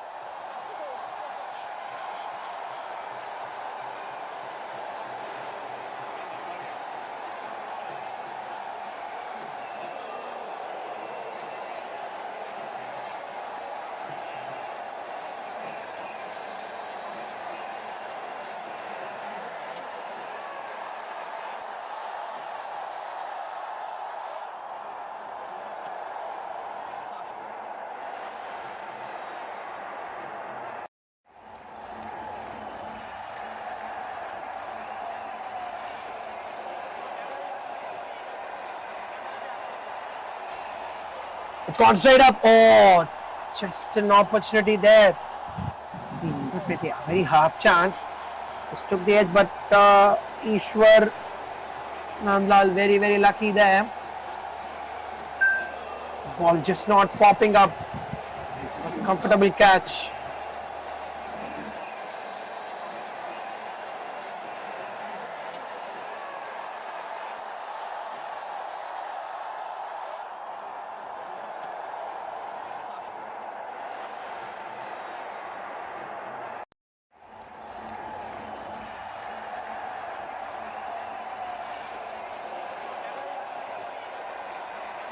Once again, gets it through the gap this time. So that's a boundary there. So Ishwar Nandalal getting to 20 runs of 18 balls now, and more so, they're just laying the foundation for the last 5 overs. Indeed, I mean they can do that because pretty much, I mean, don't lose wickets from here. Very very important that because if you're 4 down. Maybe say if you're even 4 down at the end of say 40 overs time, right? And your total is around somewhere the 200, 210 mark. I think easily you can get that 10 runs towards the very end because both the batters at that point in time would be settled and watching the ball really well. So at the moment, don't mind about those runs. Keep approaching the way as they're doing at the moment. Getting the right boundaries, in fact, tournament boundaries, as we can look at our screen at the moment, 1,900 odd boundaries. So, great tournament this one has been to witness. Indeed, such a great thing. Oh, once again, that's hit well. But there is a man there. Once again, a single on that occasion. Right, so the final ball of the 32nd over coming up, 159 for 4 and 1 more ball to go, and the 6 runs have come off is over. Going the right way, that's a fine shot as he managed to place it. Yes indeed, so second boundary of the over, a boundary to complete the 32nd here, and 10 runs coming off the over, very even flow for Canada. End of 32 overs, 163 for Canada.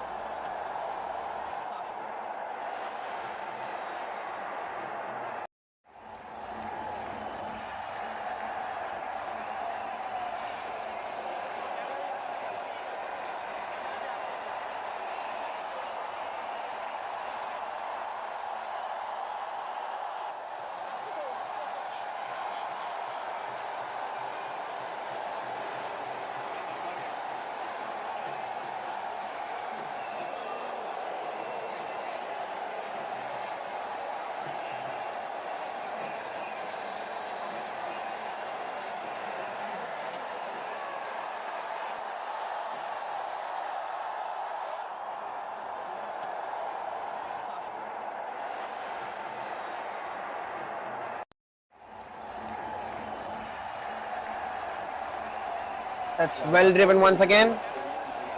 Straight to the sweeper cover fielder. Just a single. So 164 for 4 at the moment, and managing to get that boundary. I mean, a couple of boundaries in the previous over. 10 runs coming off it, a big over. So, keep playing those. Just go run a ball from here. I mean, for the next, say, 8 overs, and get your team to that 210 mark, and just look on how much you can get in the last 4 overs. It's somewhere around 40 to 50 runs. Things should be easy from there on. So Ajit back. That's cut well. Second on the misfield, they get a single. So as you were speaking, this tournament being a brilliant one. I mean, teaching us so many things about life that age is just a number, and a lot of these cricketers have been playing at the highest level and have come here, showcase the best of their talents, and as viewers we have had a very good time listening to this. I mean, rather watching this, and Just looking at them play, I mean, brings a smile on a lot of our faces, right? So shows what sport can do, bring happiness to us. So as he picked the gap there, there's a fielder there, converging, tried to bisect the field there, but indeed just gets a single.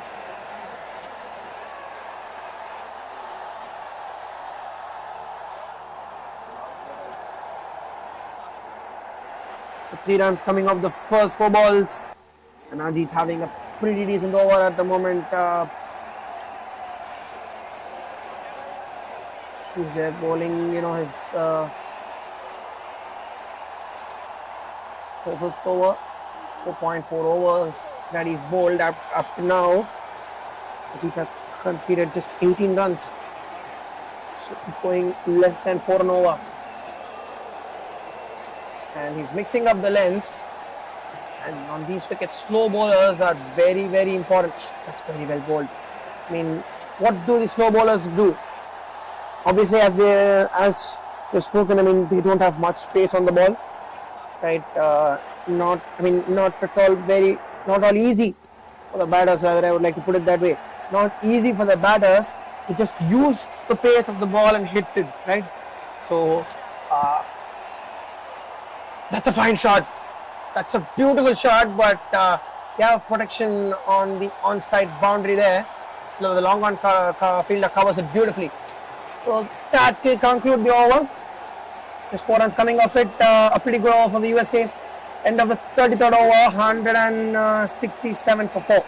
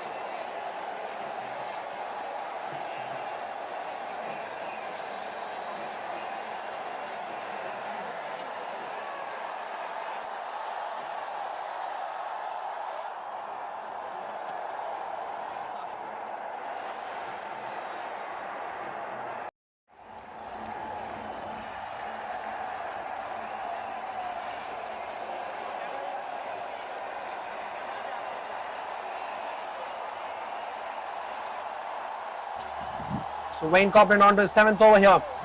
Oh, that's a cheeky shot, but they have a fielder for that, covering the short third man region. So it has a fine leg that's, standing like a deep square leg, deep behind the square leg umpire, and a long one position, a wide long one. That's a fine shot. Couldn't pick the cap, but he's hit straight to the fielder, so just a single. So going in the right path here as far as Canada are concerned. Just do this till the 40th over, right? So that should be the approach of the Canadian batters, both these batters at the moment. And at the other end, pretty simple. This time he's picked it down the leg side, so there is a fielder there coming in. So we'll just get a couple of runs. And more importantly, Now, uh, USA should look to get the breakthrough in the next at least couple of overs, because as much as they let both these batters play along till at least the 40th over, what tends to happen is might turn dangerous at the back end. So he's cut it well this time as he managed to find the gap. A huge chase for the fielder there, but the ball eventually gets to the boundary. No, stopped it well there. Just have to wait for the umpire's signal there.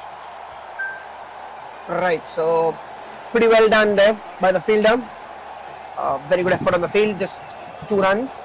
Saved a couple of runs for his team. So 30 runs coming off 27 balls here. So, building many partnerships as far as Canada are concerned. After that first, huge partnership that took place around 40 odd runs, but after that it's been a quick partnerships. Canada have dealt that way, and he's pulled it well, but no runs of the final delivery of that over. So Wayne Copeland has bowled this over pretty well. Just conceded 5 runs at the end of the 34th over, 172 for 4 Canada.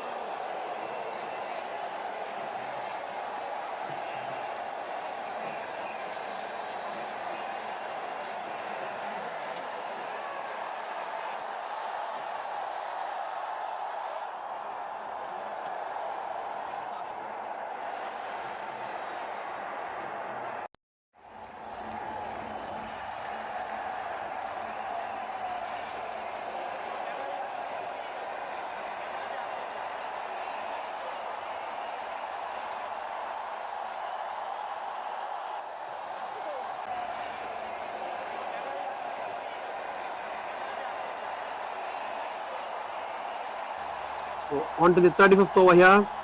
David Martin has come back and had a very good first spell. Bowled 4 overs, just conceded 18 runs, and was intact with his line and length. And can he just get a breakthrough here? Anticipating one as far as USA are concerned. To get a quick single this time on the onside. Just playing through for a while. And can ensure for a pretty long time. Now both these batters have stitched that partnership gradually, time on time. And if they look to get this past the 40th over mark, they would start to accelerate. I mean, massively, because the previous 2 overs been pretty decent from the USA point of view, but more of the previous over was of considering 10 runs. So if they can get that one over there and manage with around 9 runs in the past 2 overs approximately, so getting run a ball, so getting to that target will be very important. Just get around 210. That's cut well this time, but yeah, very good running. So in fact, throughout the day, Canada have run really well. I feel that maybe that has slightly gone unnoticed, but pretty much credit where it's due. Canada have really run very well between the wickets today, particularly.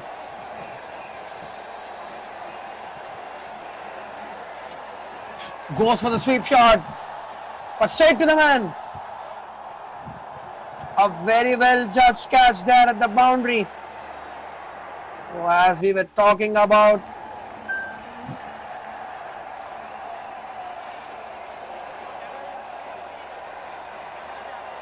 we just so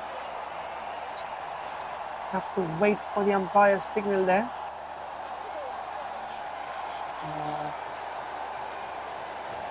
Yes, so Ishwan Nandal, the batter, has to walk back. 174 for 5. Now Canada have lost a set batter here. Has to walk back after playing a pretty good knock. So once again, that mini partnership which actually has looked to be dangerous at the back end, looked like it would be dangerous towards the very end of the innings, has been once again broken by USA. So they've been doing this consistently well in this game. At the end of 34.4 overs, 174 for 5 Canada.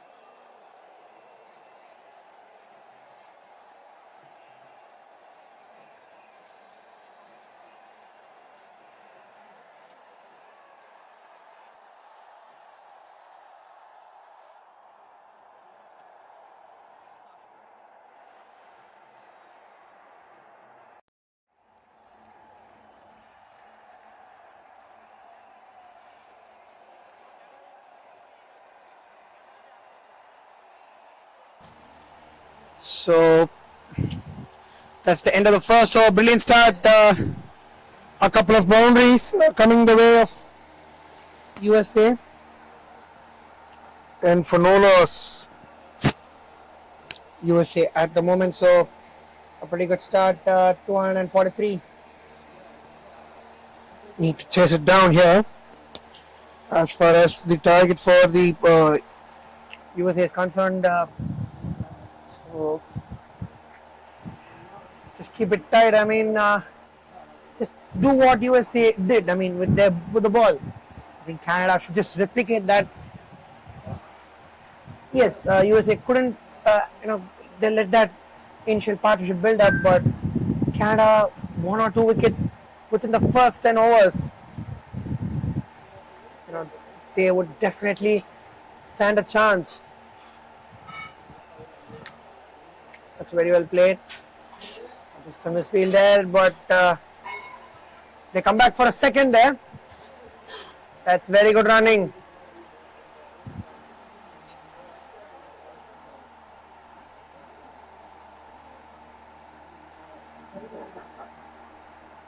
Both these openers are a very, very important part of USA's success. Ajit, in fact, as I've even mentioned in the first innings, got a very good 100 against South Africa on a two-paced wicket at a different venue. So they need Ajit to go long and big, and his partner at the other end has got a couple of boundaries to his name up to this point and has to play along. 2 brilliant shots on the offside. So if he can bat well, and as far as Canada are concerned, just keep those dot balls, keep it tight. I mean, very simple. Just keep it as tight as you can, so that you can get that wicket, because dot balls put that pressure back on the opposition. Even in the Canada's first innings, that is first innings of the game, we had seen on how dot balls could put the pressure and how wickets could just turn the complexion of the game. That's an excellent single, excellent calling that from Ajit. Understanding that was his danger end. The non-striker Ajit there got called it as soon as he saw the ball go behind the wickets. He realized that there was a run in it, so got a quick single. Excellent calling. Well driven once again. So if they can get both these openers within the first 10 overs, Canada will fancy the chances highly in this game. Once again, that's beautifully driven. Just playing with the full face of the bat. Very, very important that too, on these Indian wickets, you need to, as much as you play the ball straight, you play with the face of the bat.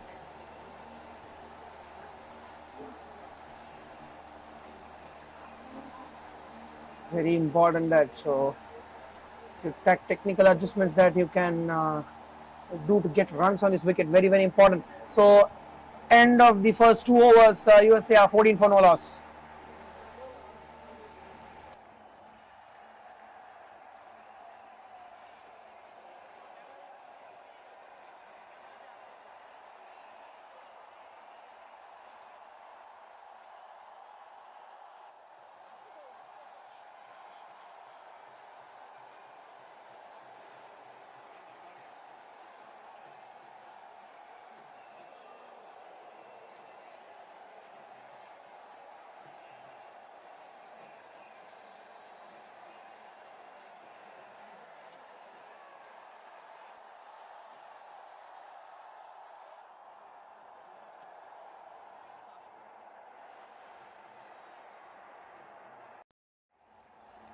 So that's the first wicket there.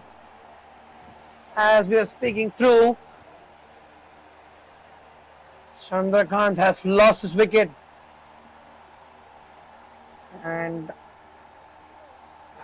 They've caught the breakthrough here, the breakthrough, initial breakthrough that we are talking about. Terence Holder with the ball, striking for Canada. So pretty good start this. I mean, they've got the initial breakthrough and the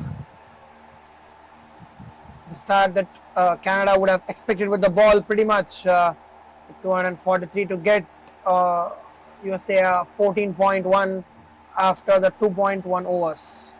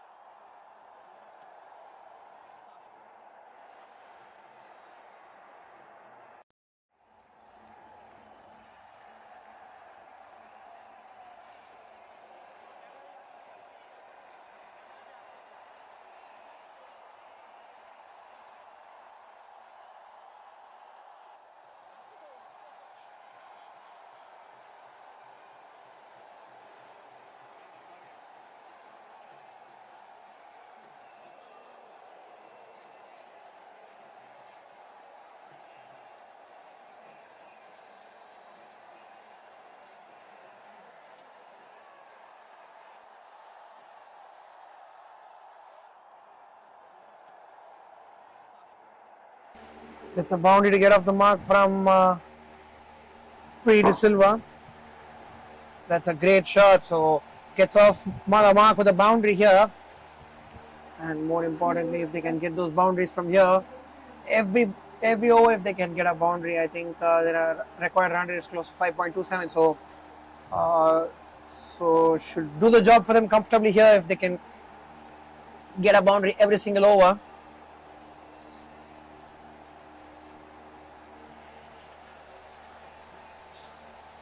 In fact, they have a deep cover, a sweeper kind of a position in place, but managed to beat the fielder on that occasion. The new batter, Pre De Silva.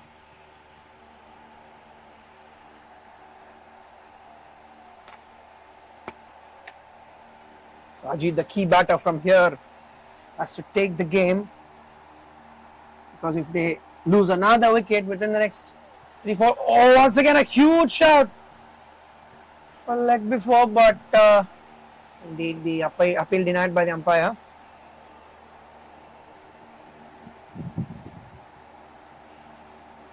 So very important for both of these batters to stay in the crease and just play through because very important, and because if they lose one more here, it could be tricky. Very good commitment on the field there, showcased by the fielder at mid-on.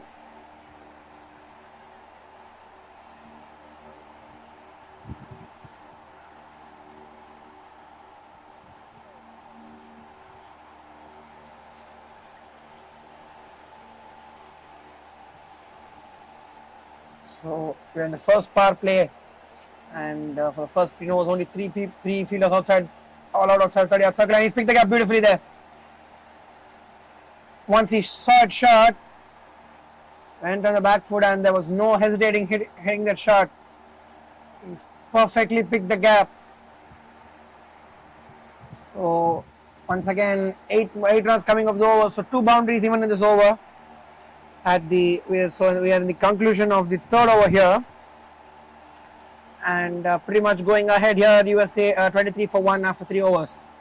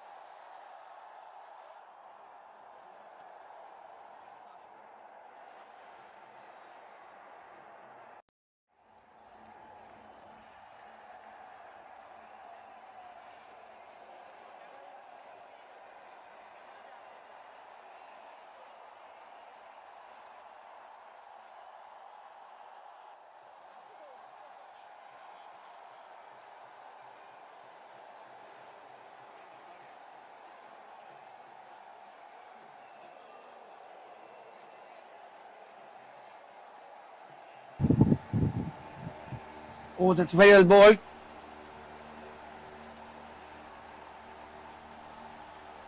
Keeping it on the line there. So the line plays an important role. And just one more wicket here. Canada could always go for the pull shot once again. This time down the leg side. Just some change in the line and easy pickings there for De Silva.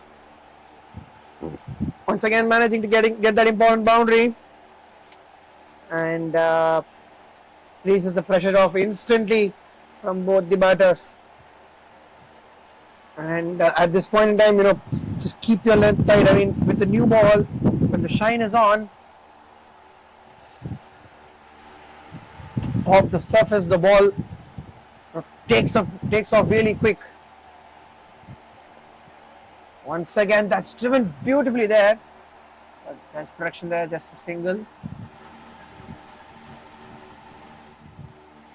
Both the batters pretty much there. I mean, middling the ball beautifully.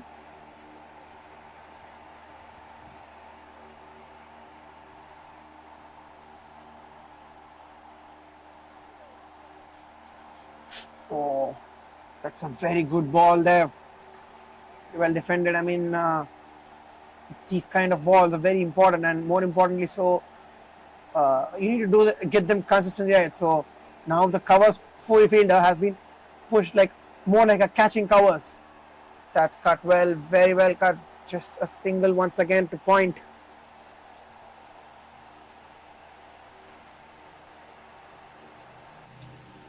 So the final delivery of the fourth over coming up, and more importantly, batting at a very good, healthy run rate here. It's called a wide by the umpire. Have to bowl that again.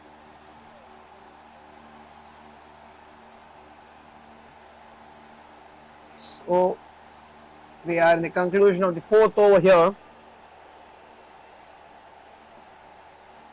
That's very well driven. We go for a comfortable single here.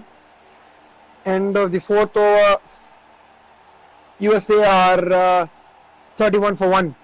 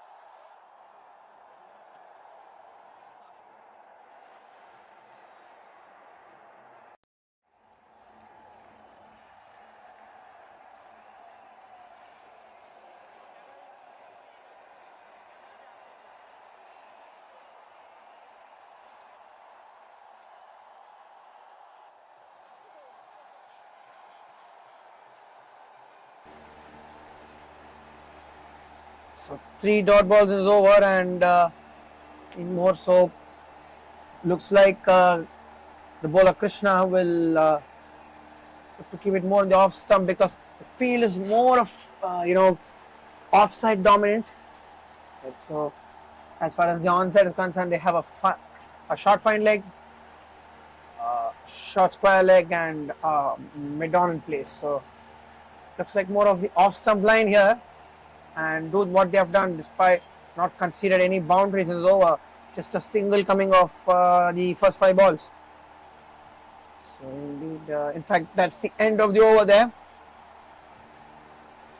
So pretty good over for Canada. Just one run coming off at 32 for 1 after 5 overs.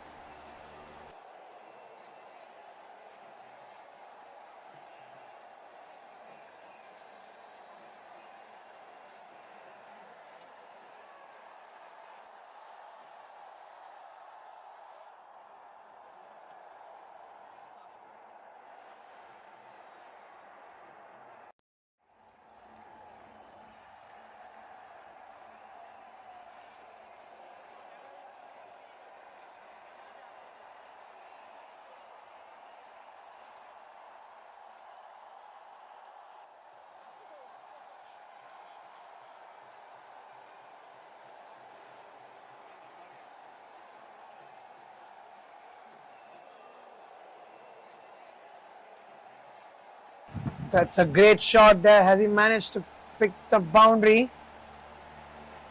Yes, indeed, that's a fine shot. So once again attacking the of the very first ball. So that's actually some of the greatest batsmen in the game. What they look to do is they always look to hit the first ball of for a boundary. Especially this kind of strategies are used when you're going to chase huge targets. Say somewhere around 6 and over in cricket, and somewhere above the 10 over mark, 10 run mark in T20 cricket. That's a very good single there. Once again, beautiful running from Ajit.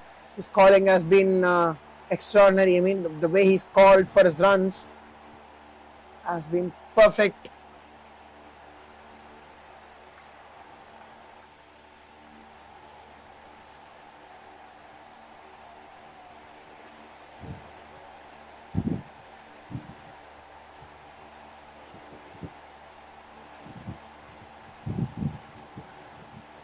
So as you're talking, every time you hit the first ball of an over for a boundary, the greatest of greatest even in the T20 format, someone like a Kieran Pollard, who comes to my mind right away.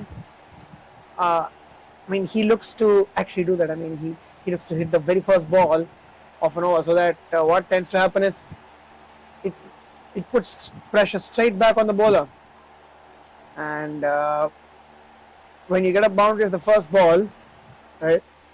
It's the bowler who's under more pressure because he has to deliver 5 more balls to the batter who's hitting for a 4 of the very first ball. So uh, pressure straight away on the bowler. Once again, that's very well played. A quick call there from Ajit, but he's been sent back by his partner.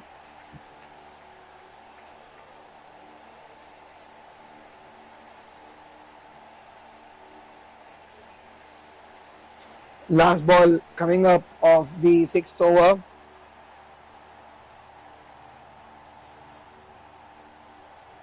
.38 for 1 at the end of 6 overs, USA.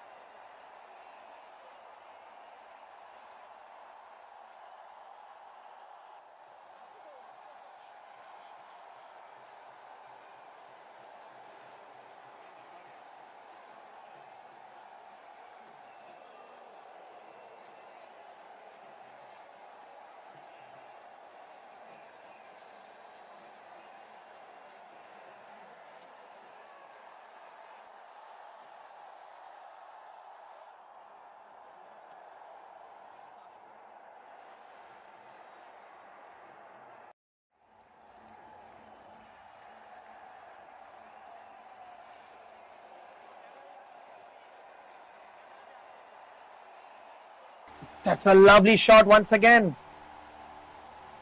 So this is great batting from Ajit. Once again, they get a boundary at the very first ball and going pretty comfortable here. Indeed, our USA and Ajit himself. So if they start attacking from both the ends, De Silva at the other end has played very well for his runner ball 17. I mean, his drives have been brilliant today.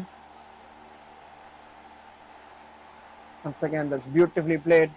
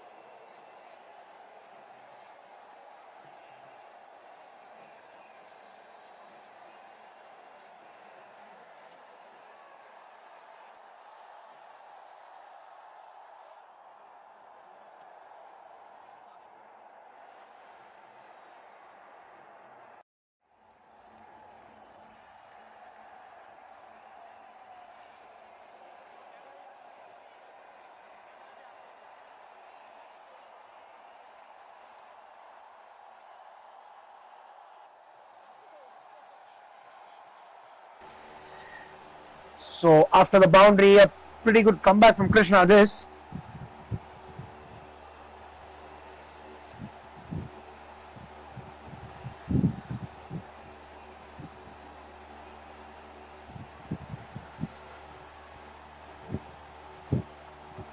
So a pretty good over comes to an end. Just 5 runs conceded off his first 2 overs. Krishna going well here, and a pretty good over for pretty much for Canada. Just 4 runs coming of it at the end of 7 overs, 42 for 1 USA.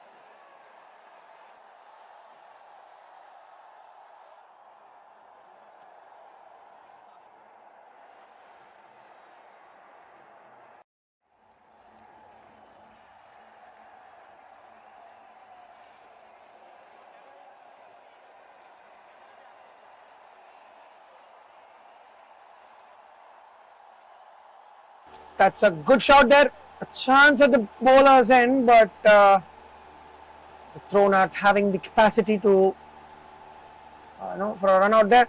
So indeed, no runs considered of the first 2 balls of this over.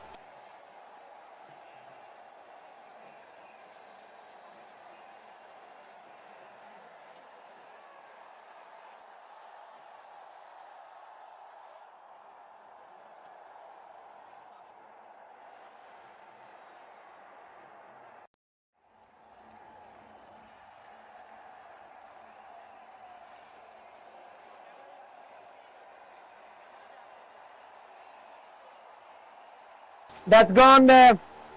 So as we were speaking, the pressure of dot balls has somehow led to a wicket here, and Canada pretty much have got the second wicket at the moment, and definitely there is some fight in this game. Guys, we're down here for a very good game. So USA are 42 for 2, and the game at the moment is right in the balance. So end of 7.4 overs, USA are 42 for 2.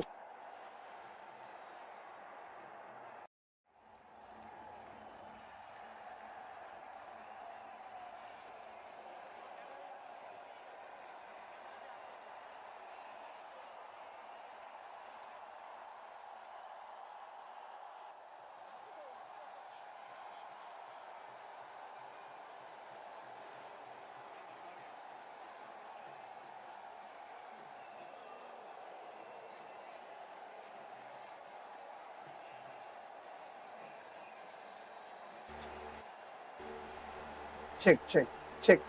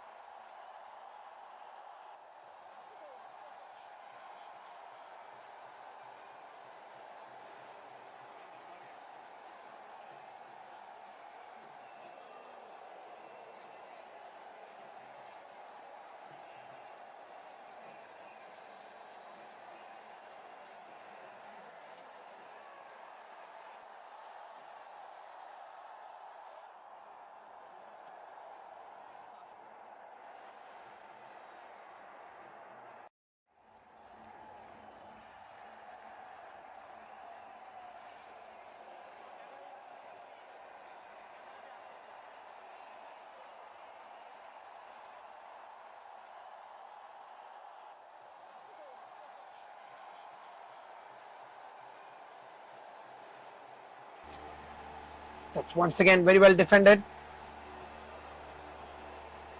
on the front foot. So just a few dot balls here can change the complexion of the game very much. Going ahead here at the moment, pretty steady as far as both teams are concerned. Have to build a partnership here, USA. So the game's right on the balance. End of 8 overs, 42 for 2 USA.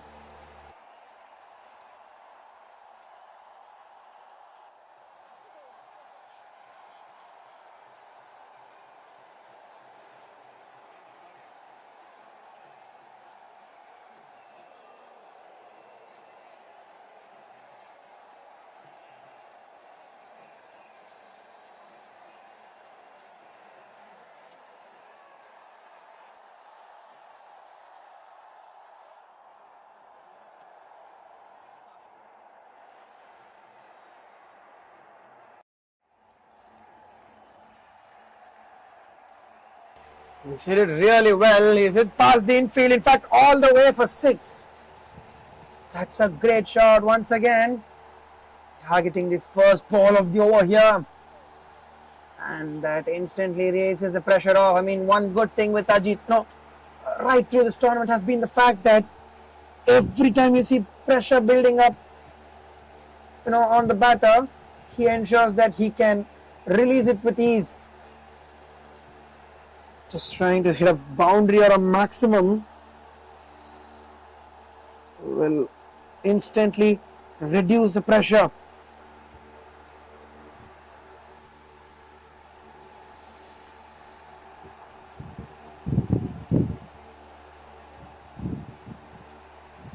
So pretty important that, and a dot ball after that maximum makes a good comeback here. It's Krishna. On the third ball here of the 9th over. That's once again very well guided. Tried to play it late on the offside and has got pretty much enough bat on that. Just a single. So 7 runs coming out the first 3 overs. This could turn out to be a pretty big over as far as USA are concerned. So they need to play on, and from their point of view, have to ensure that you have to keep the strike required rate under control, and they're pretty much doing it at this point. That's very well bowled. Just bowling that line was perfect, but just then just a small deviation, a little bit of width to free his arms over there for Ajit in the first ball of this over. Utilizes it to the maximum on that occasion. That's a fine shot once again, but this time there's protection there. I mean, in this particular ground, placement is always key. I mean, you can get those boundaries, yes, but then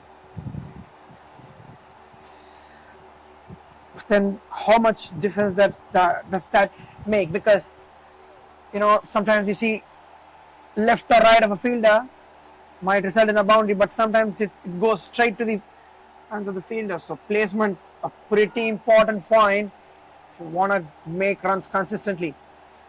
So that's the end of the over. 8 runs coming off it. A pretty good over here for us, USA. At the end of 9 overs, 50 for 2 USA.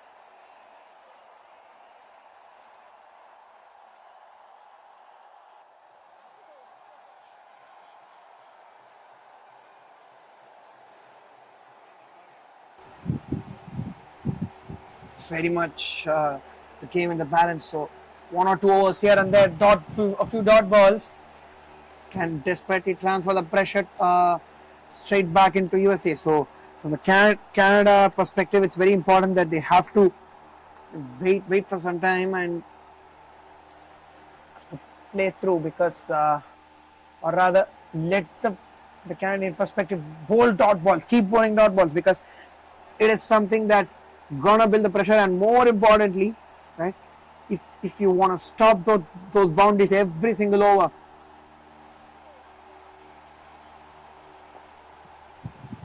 once again that's well played, but there's protection there out on the boundary. They come back for a couple of runs. So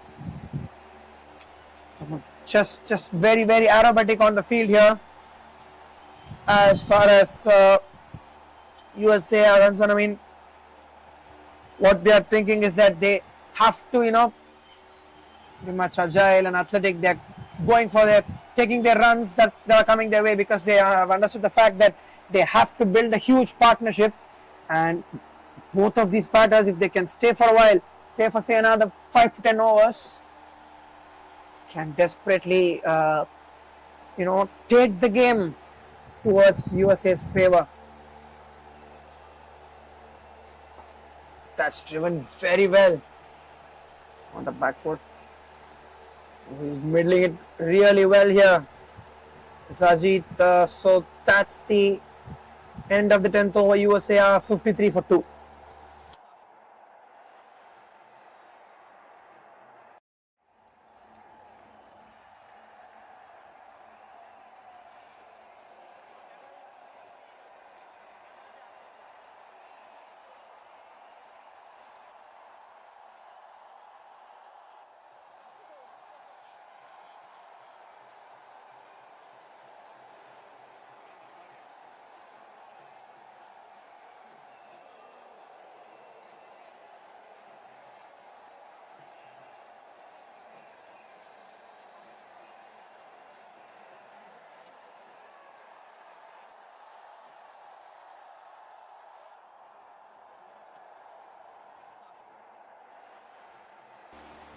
So Krishna is back into the attack. Oh, except for that, for 2 boundaries that he's been hit for. In fact, a boundary and a maximum, if I am not mistaken. So yeah, other than that, his lengths have been perfect pinpoint. So if he can get a breakthrough here, managed to get one of these batters out. Oh, confusion there at the bowler's end, but he reaches the crease on time, so no harm there indeed. I mean, that's what 2 good overs can do. Suddenly make the batters just sprint for a single. They sometimes end up losing a wicket. So that's what dot balls does. And restrict those boundaries.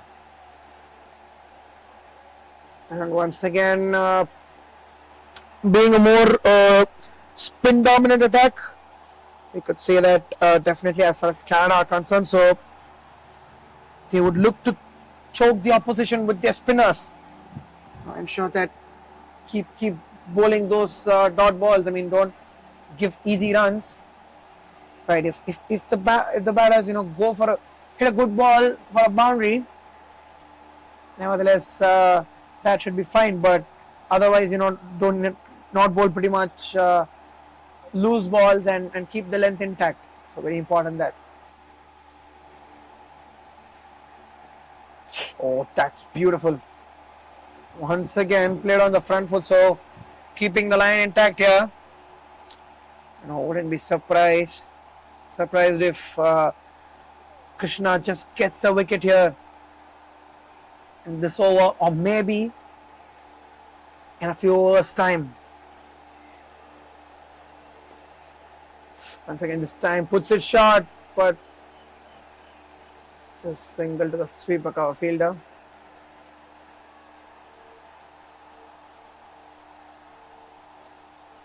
So that's the end of the 11th over there.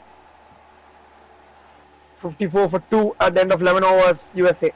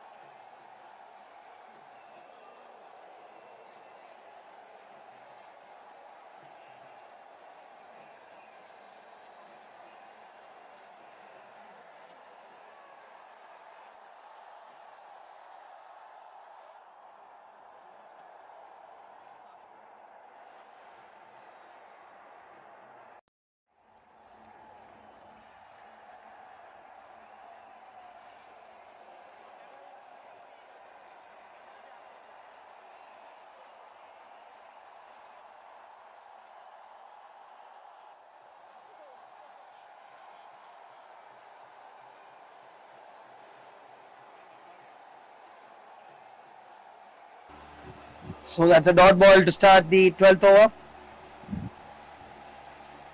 And pretty much choking with the spinners here. So back in the game. Definitely Canada are looking to get the proceeding side. If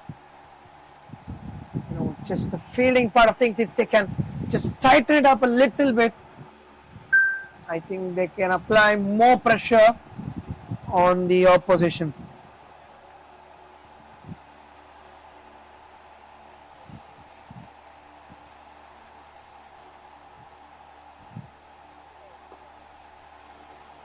That's very well played once again, and I mean the line once again is pretty much tight. So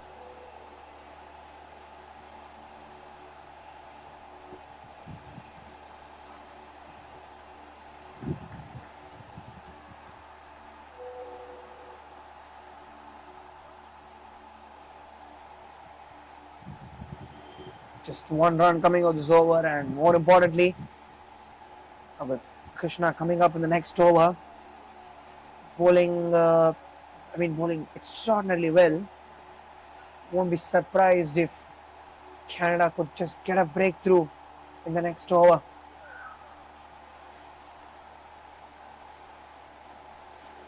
So that's the end of the 12 overs. USA are 56 for 2 after 12.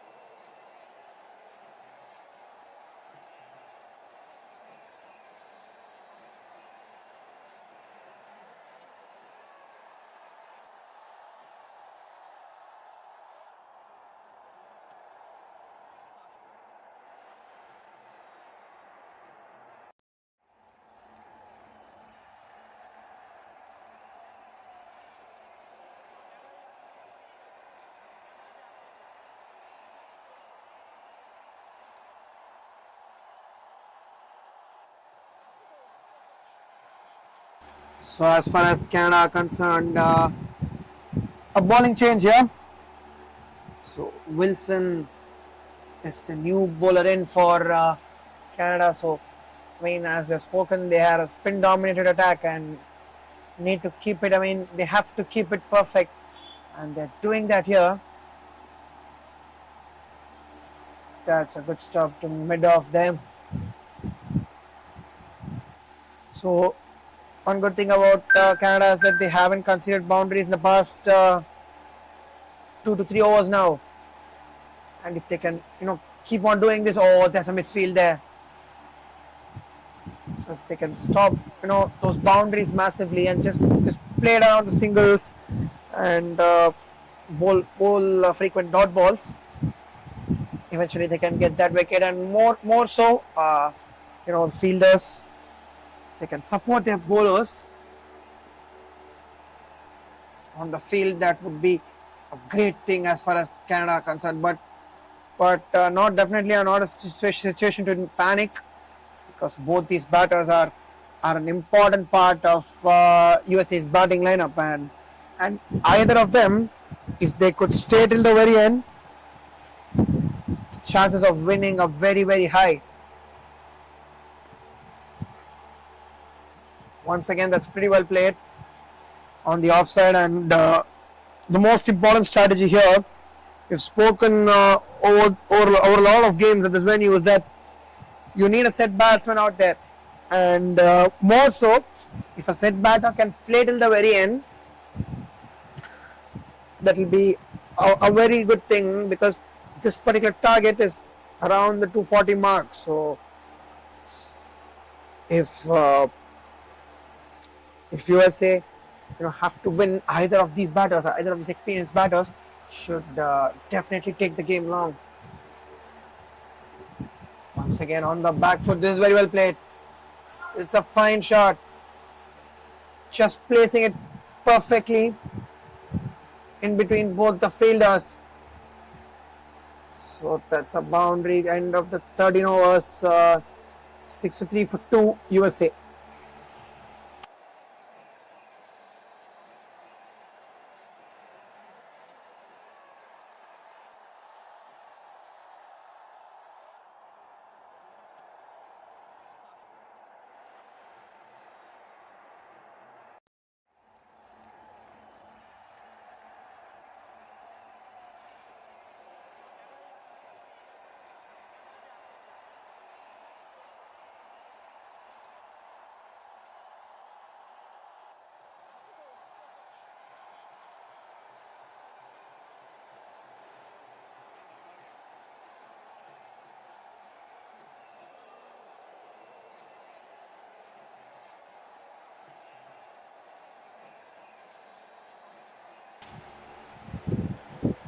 That's a single there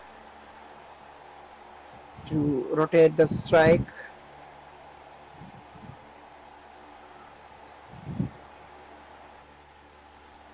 So boundary after nearly 3 overs time in the previous over. Have released the pressure somewhat from the USA batters, but and they push for a second run here. This is very good running. Very smart and intelligent cricket there. And the boundaries are not only the ones that put the pressure back on the opposition, it's also these quick singles, quick twos. They could do the damage, and Shaim Baksh is back, and once again very well bowled, pretty well defended that. So, I mean, as you've spoken, nothing much to panic as far as the USA team are concerned. 3 runs coming on the first 3 balls. This time down the leg side. He's managed to put it away with ease. So once again a boundary here. So 7 runs coming on the first 3 balls. And down the leg side this time, easy pickings. So they need to keep it. Once again they need to keep the length tight for a simple reason that it's very important for the bowling side to keep maintaining the pressure. Not drift anything down the leg side, or rather give much of width, or bowl, keeping it fuller.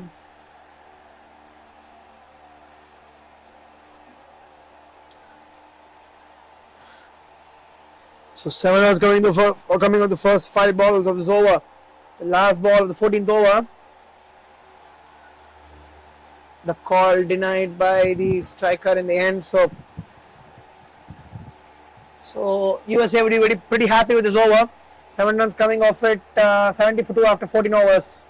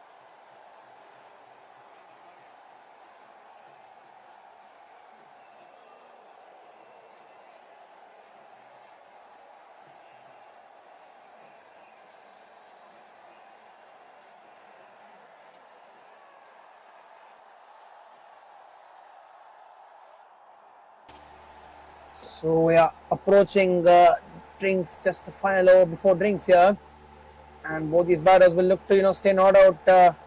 Just had drinks and goes for the shot there, but no damage done.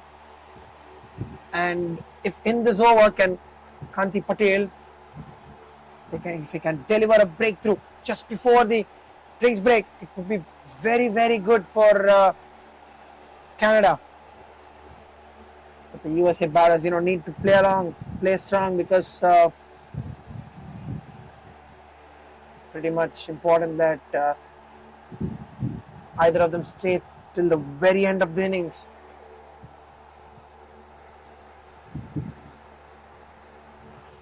That's well played. Just a single once again. But then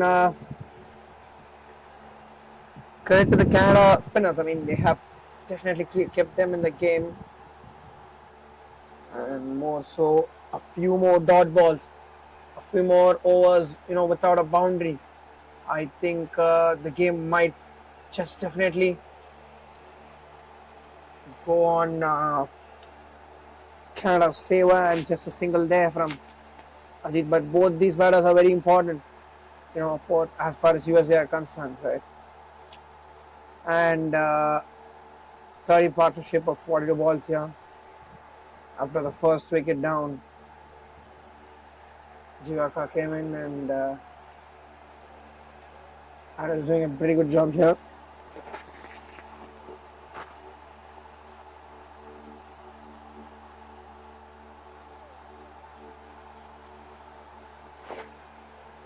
The final ball of 15th over, that's cut fiercely. A dot ball on that occasion to end the 15th over. A pretty much decent over. There's just 2 runs coming off it, and at the end of the 15th over, 72 for 2. It's time for a drinks break, guys. We will resume after drinks, and pretty much the game in balance, and the teams might look to re-strategize and come back after the drinks break.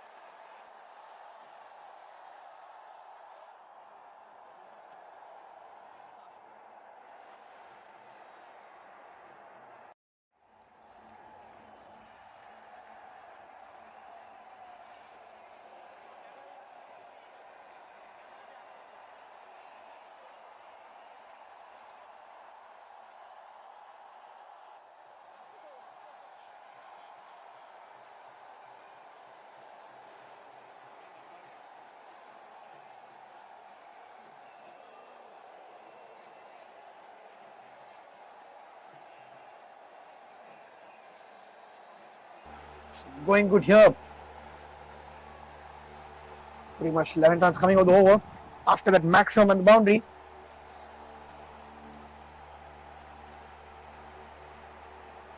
So 5.4 runs. Perfectly there within the required run rate. Oh, that's very good bowling. But Kanti Patel after that maximum on the boundary. They need not keep the pressure here. They can bat freely through.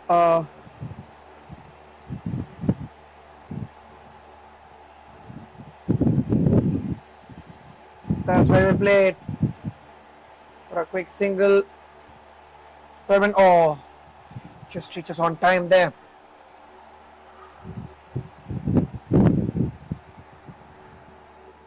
So partnership has gone to 48 here. After two back-to-back quick wickets, they've managed to build a partnership here and going pretty strong. Oh, that's hit over the offside.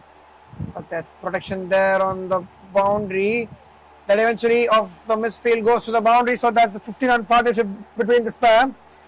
And this over, a very, very costly over indeed. 16 runs coming off it. So as we mentioned, 52 runs. The partnership is over. End of 17 overs, 19-4 for 2 USA.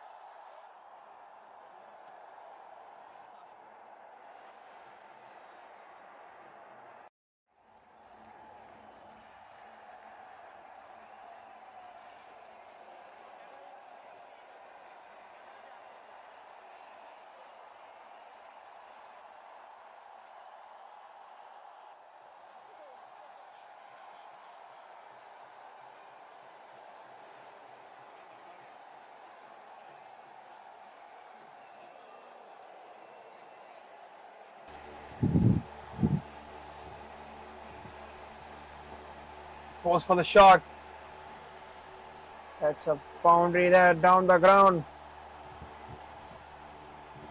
So getting on the act here is Jivaka, the skipper of the USA side.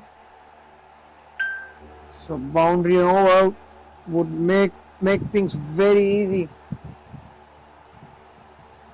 for USA, and in fact the previous over, 16 runs coming off it, very well done.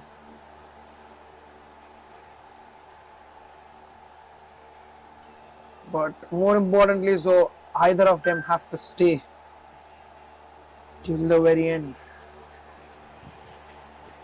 Once again, very well driven. The single. So pretty comfortable in the crease, both these batters, because very important that because having a set batter, if you're set, it's really difficult unless the batters make a mistake by themselves. That's a fine shot once again. Gets to the boundary off the back foot. Excellent timing there. Takes the ball to the boundary with ease. So moves to 46 here, Ajit. Chasing it. So the final ball of the over.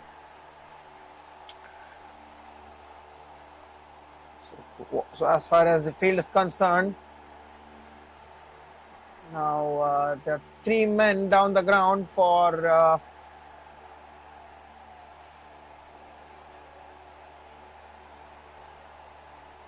Shaheen Baksh. In fact, There's a fielder inside the 30-yard circle. Once again, looks to go for the quick single, but this time safely fielded. So once again, a very even flow, 9 runs coming off it. USA are end of the 18th over, 103 for 2.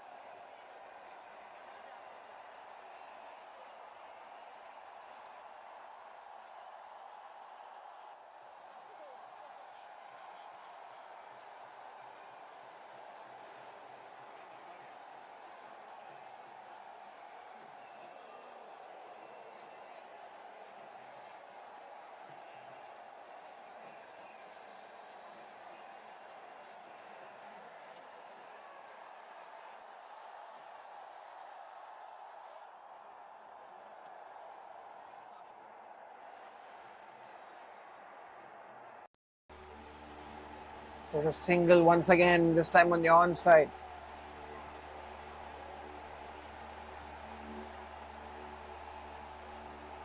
So Ajit Jaisinghe back on strike is on 46 now.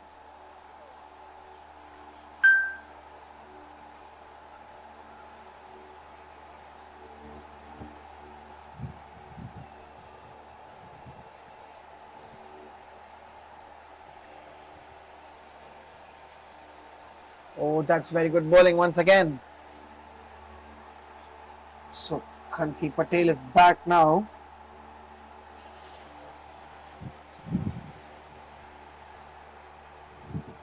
No men on the onside for deep, no, 3 men inside the 30-yard circle on the onside for Kanti, and nobody much behind on the onside. That's very well played. Oh, that's just a small misfield there.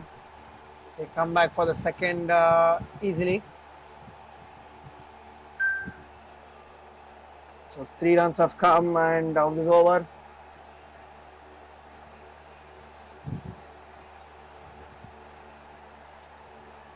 So 3 more runs, 3 more balls. In fact, it is over. And that this double takes Ajit to 48. Goes for the shot. It's straight up in the air, but will fall safe. And they might come back for a couple here. And that should be the 50 for Ajit in front. That's a 50 there for Ajit Jaisinghe. Very well played. So puts his bat up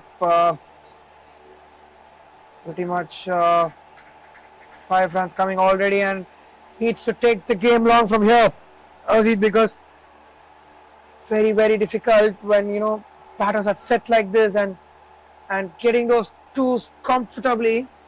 That's very well done with the long barrier. Stops the ball at short third man, the fielder.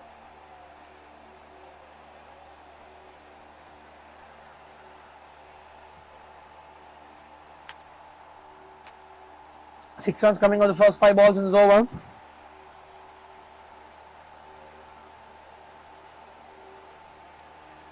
Very well driven down the ground for a single. So once again, the game tilting towards USA through this partnership here. At the end of 19 overs, 110 for 2 USA.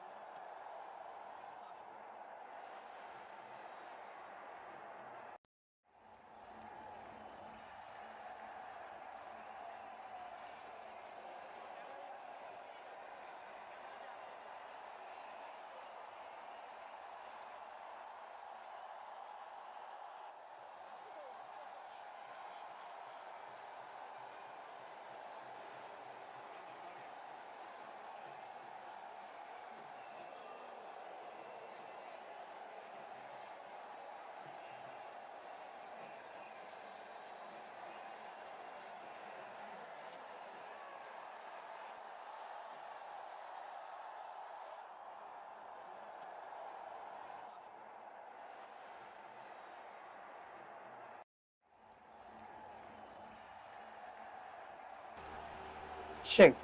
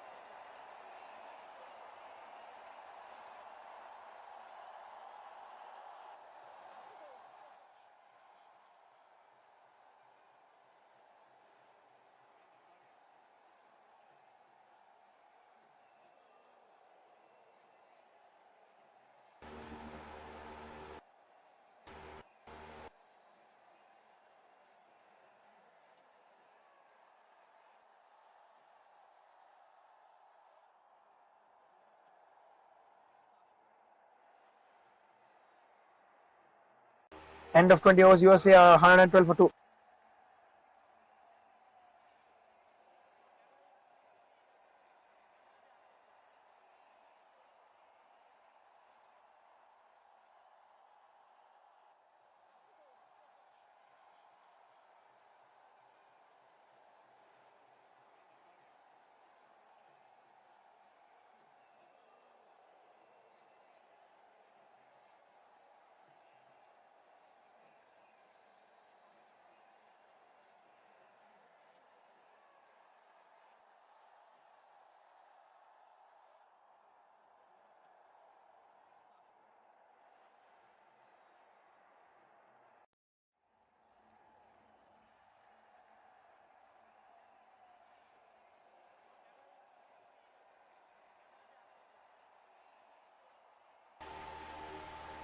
So Kanti Patel is back here for his 4th over, and captain now has brought him back for his 4th over, although has conceded 25 runs.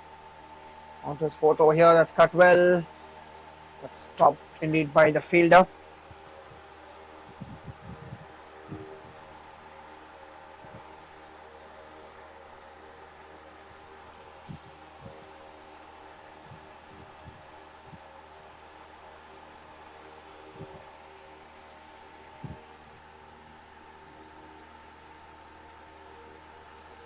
Once again, cuts it really well.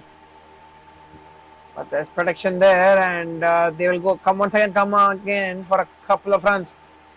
So understanding the might of the throw each time around, both these batters, and have ensured that they can tend to come back for the second. So running a lot of twos might hurt the chance of the fielding side. Once again, pulls it really well. There's no stopping that.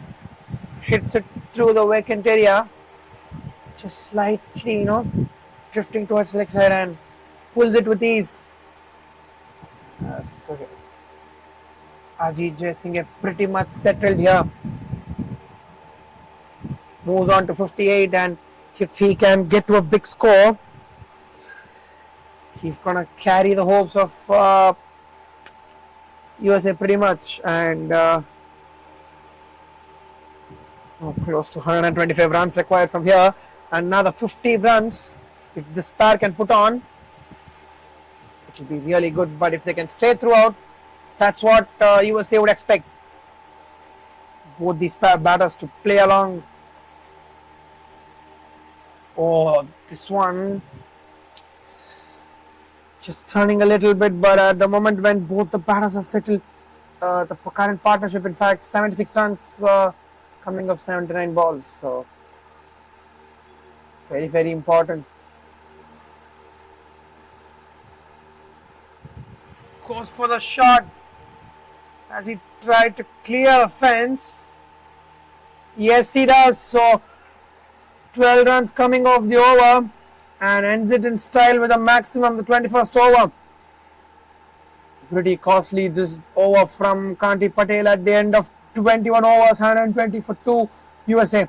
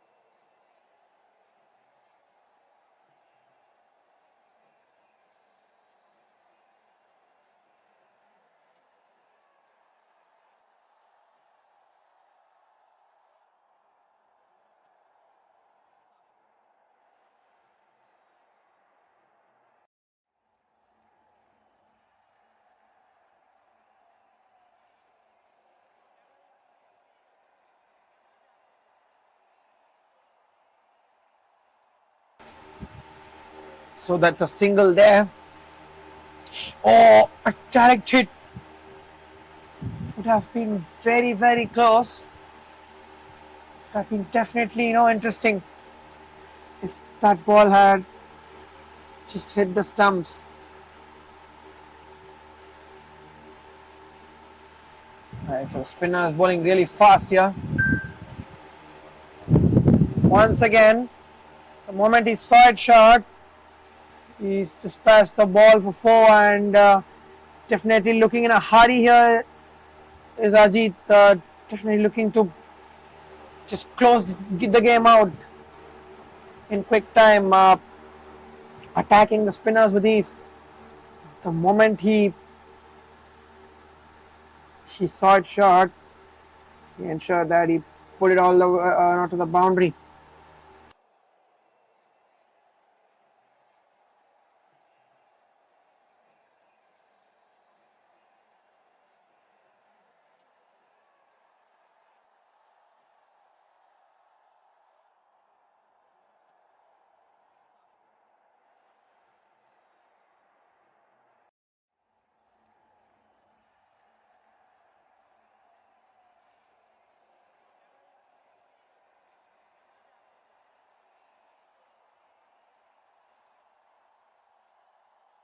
Once again goes for the shot, but this time around once again managed to clear the boundary. In fact, just on the bounce it goes to the boundary. So 2 consecutive boundaries here. 9 runs coming of the first 3 balls. So which means that pretty much in the game here, and this particular phase has ensured that USA on cruise control. At the moment, 110 of 141 balls, and the required run rate has dropped massively below 5. It's around 4.68 at the moment. Goes for the big hit this time around, but finds the mid-off fielder. In fact, has gone behind the wickets. To be correct, so the short third fielder who's standing more like a backward point. So no man behind for protection there for Wilson. That's very well left. That's the end of the 22nd over. 134 for 2 USA.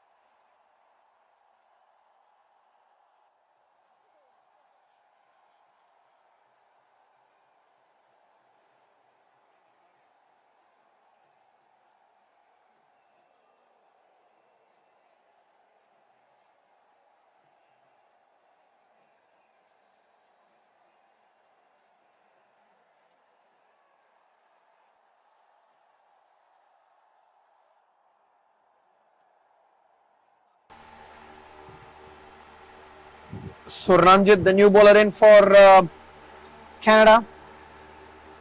So 109 runs required of the last 23 overs here.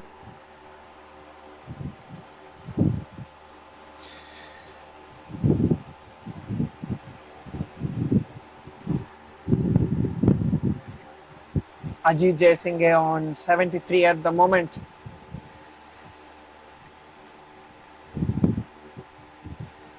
So they have a long on and long off in position. That's a wide ball.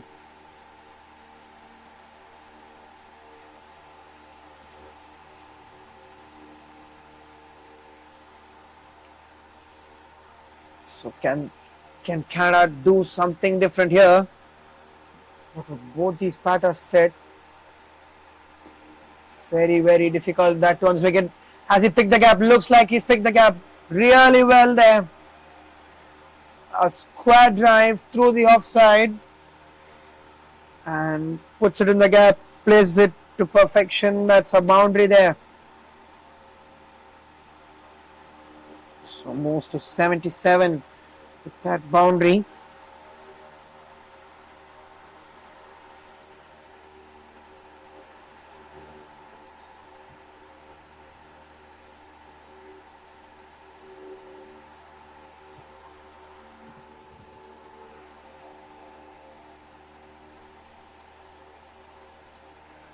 Batting at a strike rate of close to 130 here is Ajit. So once again plays it well, but this time for a single on the offside. Takes him to 78 now with that single.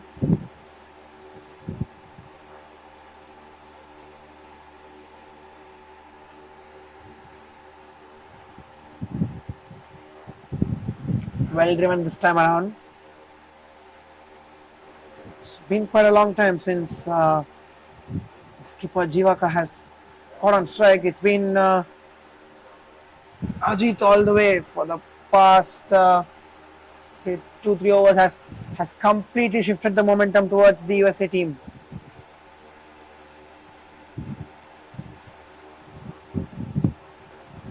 Once again, that's well driven straight to the bowler.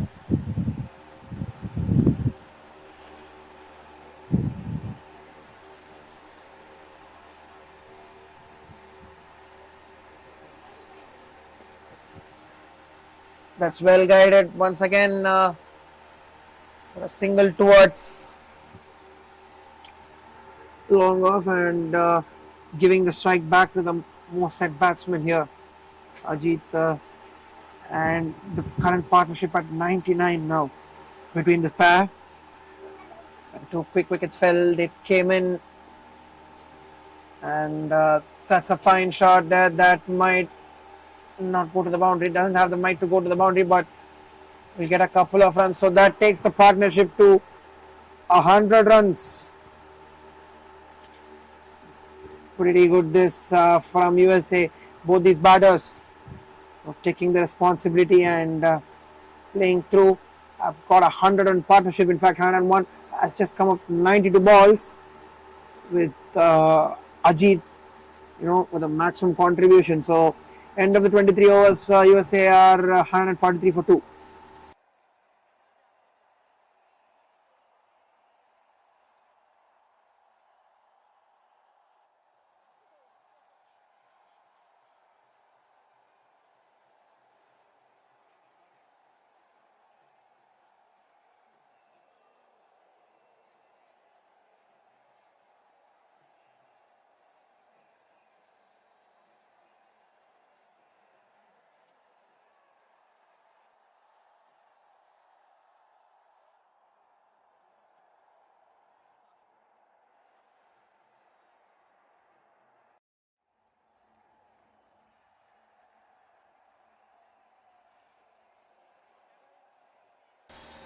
So pretty much on the driver's seat. Here USA of the last 22 overs, need 100 runs. And just required run rate close to 4.5.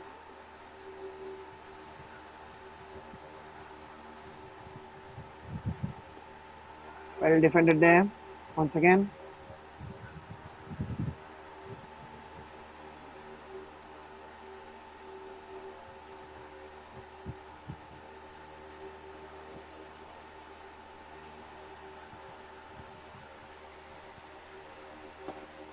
That's very well played. But there's protection there, just a single off to on the long off boundary, and in fact they get back for a couple this time around.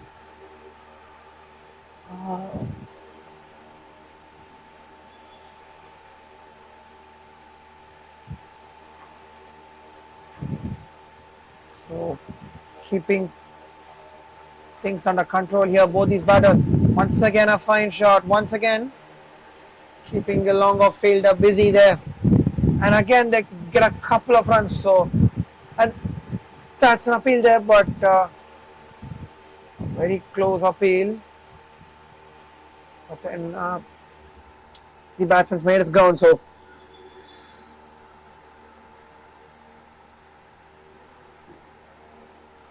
that's what a couple of runs always does. Keeps on building the pressure up. I mean, not only those boundaries make a solid difference, but then these couple of runs often definitely ensures that it puts the pressure back. So very, very important. So Ishwar, new bowler, once again place it on the leg side for a single. So very, very comfortable here, both the batters at the crease, and looks like they have very much settled in this wicket. And if you're many a times settled on this particular wicket, as a bowling unit, it's really difficult to dismiss the batters. That's a fine shot once again. Once again goes to this long off field, and they this time has to push hard here. But they get a couple of runs. There's a back of fielder there. Yeah. So 82 of 62 balls. Ajit Jaisinghe. So final ball of the 24th over coming up, and 150 for 2 at the moment. USA.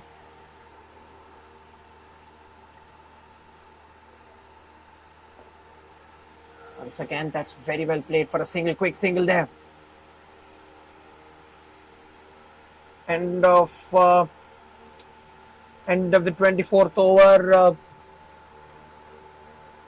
USA 151 for 2.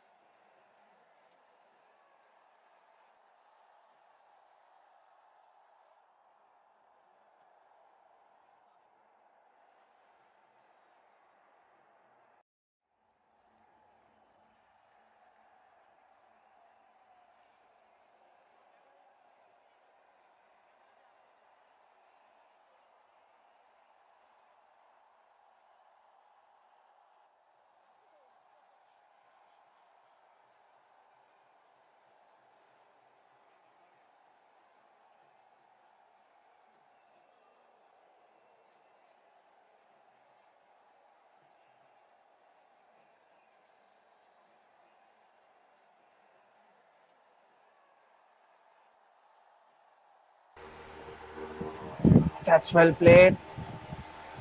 Cuts it well. Just a single there on the Offside boundary there. So 81 runs, 91 runs in fact, needed of the 125 balls here. So we are approaching the final 20 overs of this game, and 90 runs just required.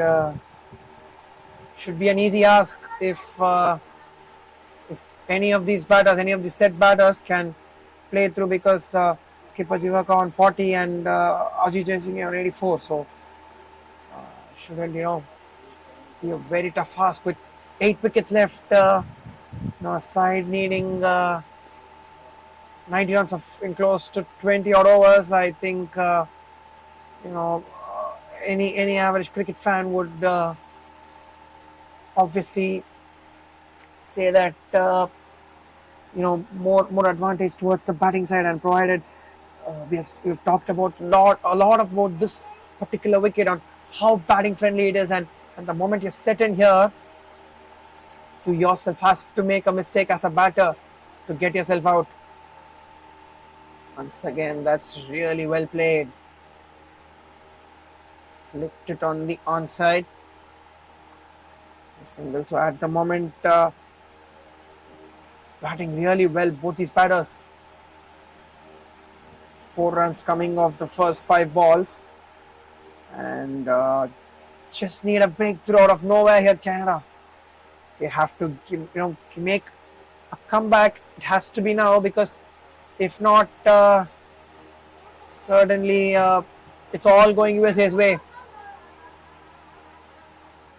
End of the 22nd over, in fact, end of the 25th over, 156 for 2. USA.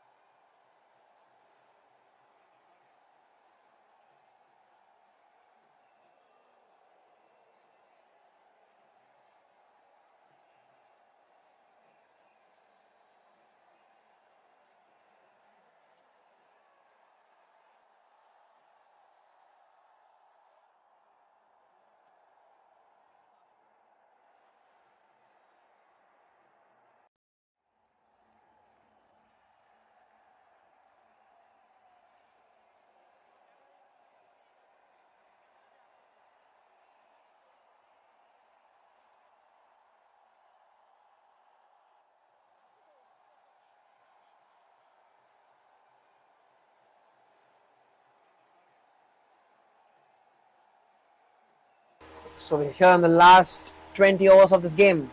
87 runs to get, and a required run rate of close to 4.35. Pretty much ahead in the game. USA has picked the cap. That's a nice shot.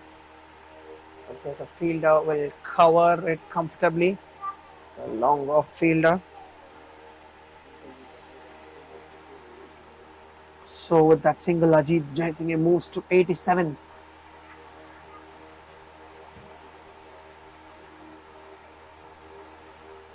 No, it was even in the game where Sri Lanka took on Wales, a similar target was chased down. That's a fine shot. There's no stopping that ball. That ball's facing to the boundary.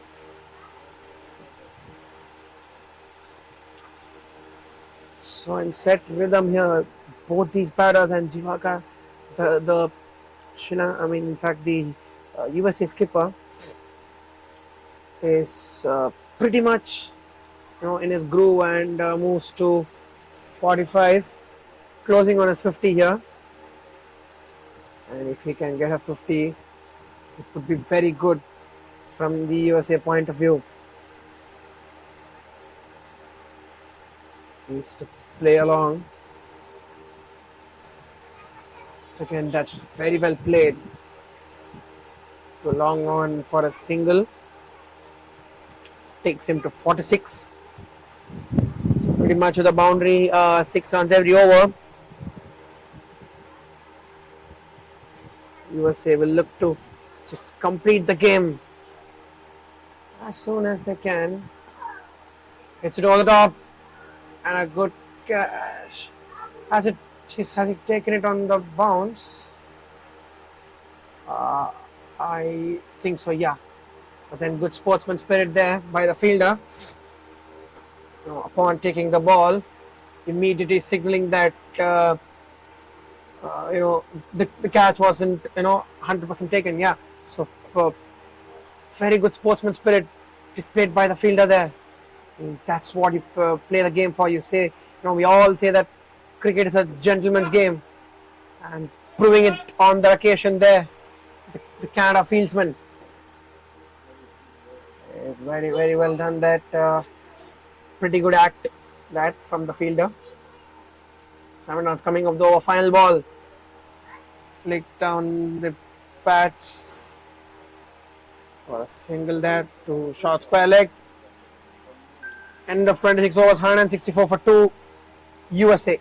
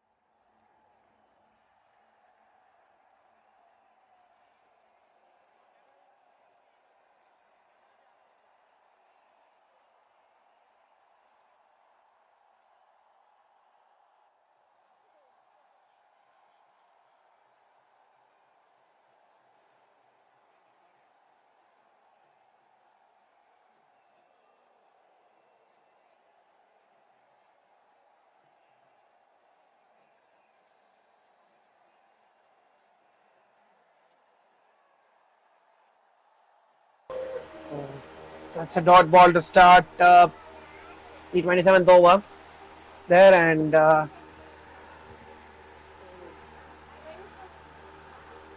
Ranjit on to second ball, and that's very well played. But there is a longer fielder there. Just a single. No signs. Just a ball popping up the previous over, but the ball just not carrying to the fielder, and very much. I mean, their very good sportsman spirit showed. That's for moments like those we see on the field. We say that cricket is a gentleman's game, but here that's a fine shot. So Ajit Jaisinghe moves on to 92. Just a full length delivery on the off stump, and he was right up to his task. It's it straight down the ground for 4. Moves on to 92 here. And with every boundary that goes USA's way, it will make their job simpler and simpler. It's gone straight up in the air. Oh, just not carrying to the fielder. Very well set here. And in fact, his second 100, if I'm not wrong, on this tournament, got a very good one against South Africa, as we have mentioned a couple of times in our stint. But if he can get one more here, can end the tour on a high. Ajit Jaisinghe.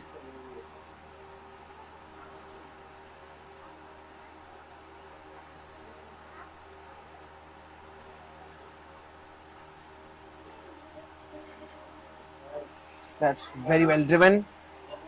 So skipper Jivaka is on 48 at the moment, and that'll be the end of the over. 6 runs coming off at 170 for 2 after 27 overs.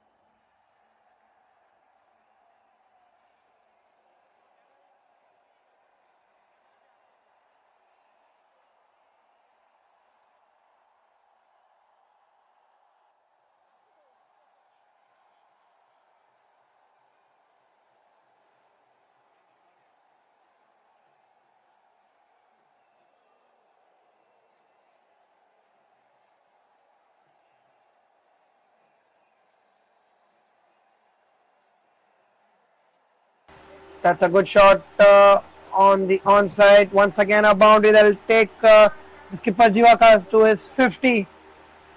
A very, very well played 50. Both these batters came in at a very, pretty tricky situation.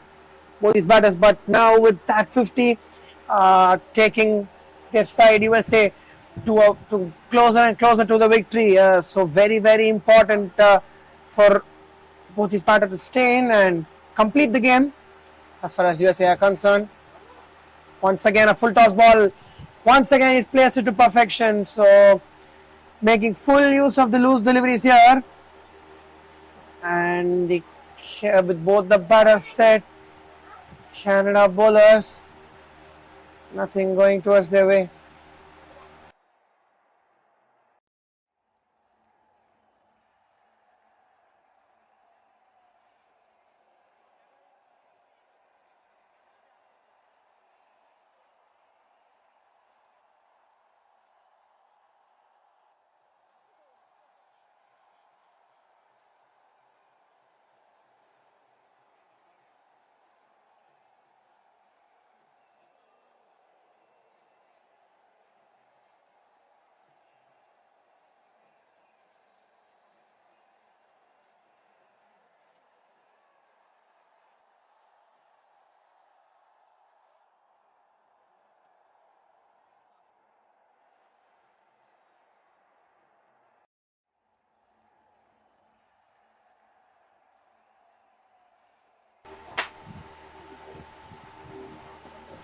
Hits it really well this time, but there's a fielder covering the ball from the long off region. So just a single there again. So the final delivery of the 28th over, 180 for 2 USA, and very much. The way both these batters are set, looks like it'll just be a formality from here. So Ajit Singh on 94 of 74 deliveries. Can he get 100 with a maximum of this ball? No run indeed. So that's the end of 28 overs. 180 for 2 USA.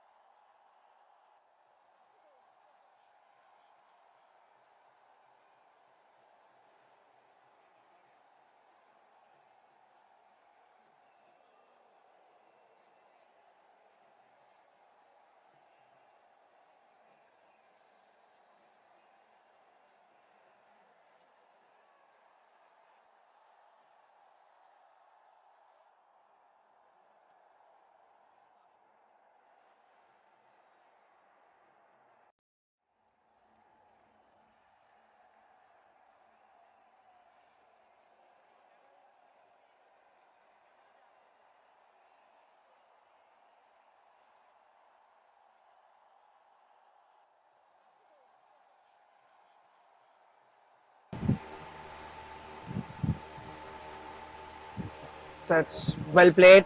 So 10 runs coming off the previous over here, and more so 63 runs required. Just 63 more runs required, and looks to at this point in time, looks like yeah, USA would chase it with ease and should be very, very comfortable from here. Ajit chasing on 94 of 75 balls.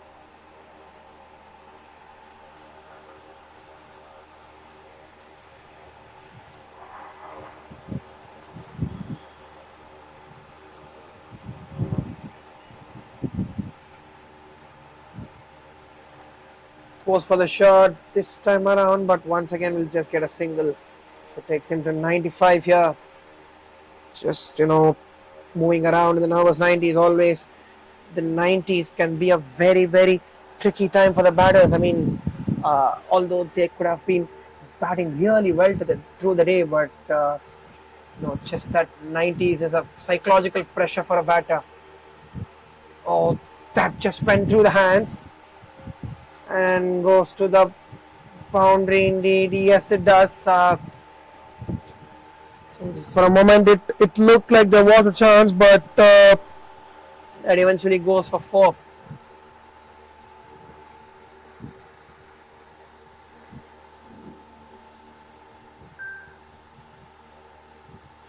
So 6 runs at the first four balls of this over.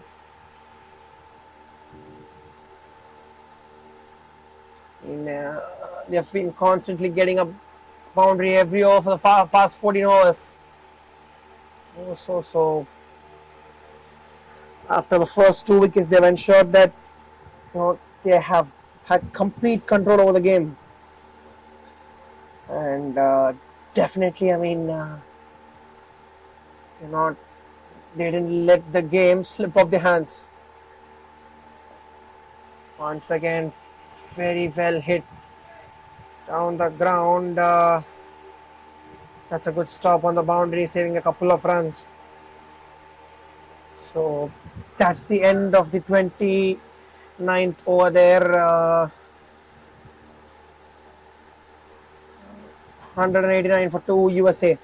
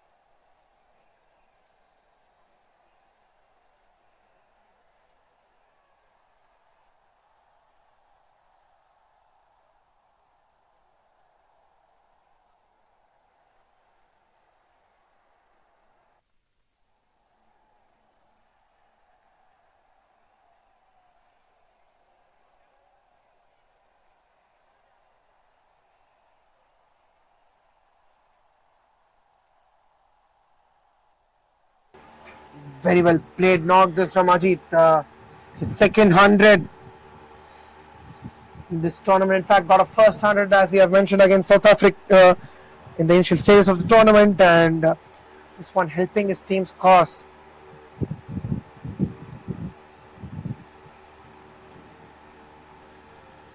Instead of 32 overs, 210 for 2 USA.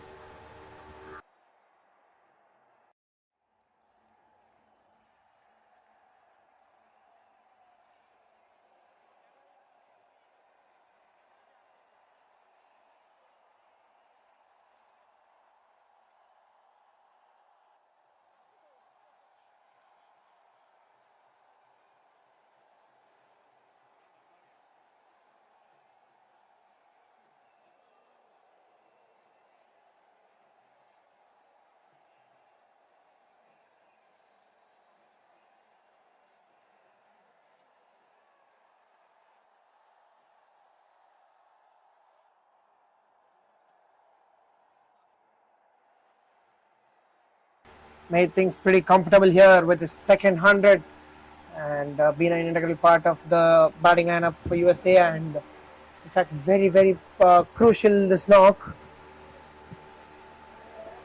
Once again driven pretty well, and they go for a quick single.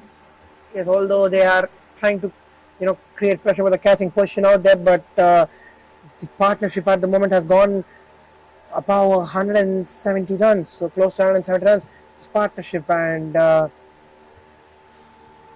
pretty easy from here, just a formality as far as USA are concerned. That's very well cut. Just a single there. So making things very easy here. Partnership at the moment has gone.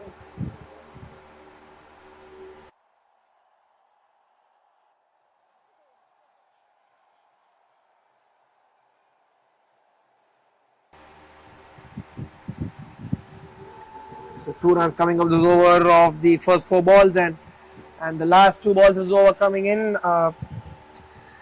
Kanti Patel has been slightly expensive. Started well, but pretty much in the ranks now.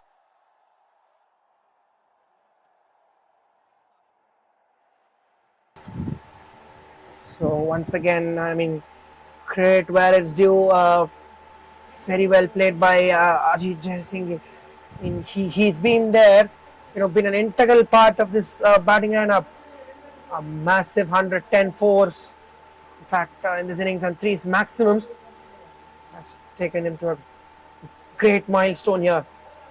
And his team needed him the most because when both these batters came in at 41 for 2, right?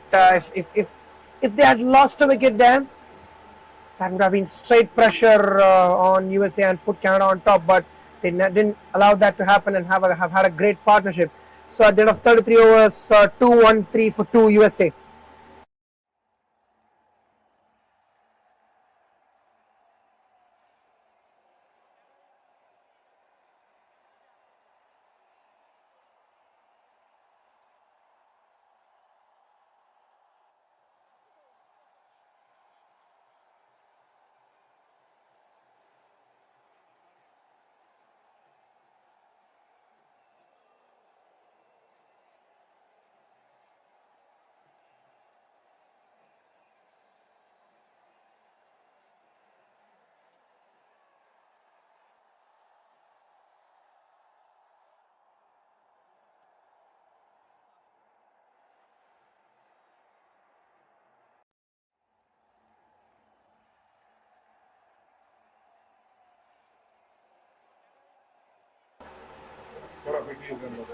That's well played.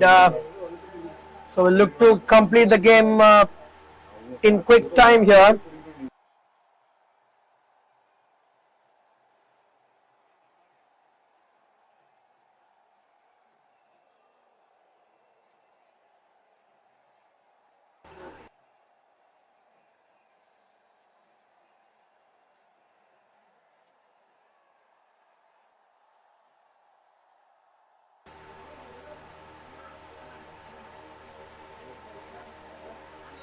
Krishna is the bowler in for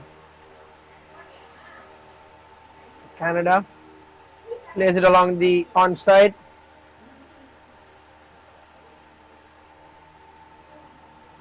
So pretty much marching towards an easy victory here, courtesy of very good 100. And the other end played an excellent anchor role. The skipper himself, Jivaka, 78 runs now, and possibly if he could get a major part of the runs, even he could get his 100 run mark. But as a skipper, I think that winning this game would give more happiness for him as a skipper more than a batter, because leading the team through that to in a very important game.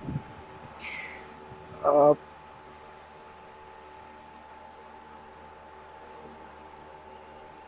Very, very important.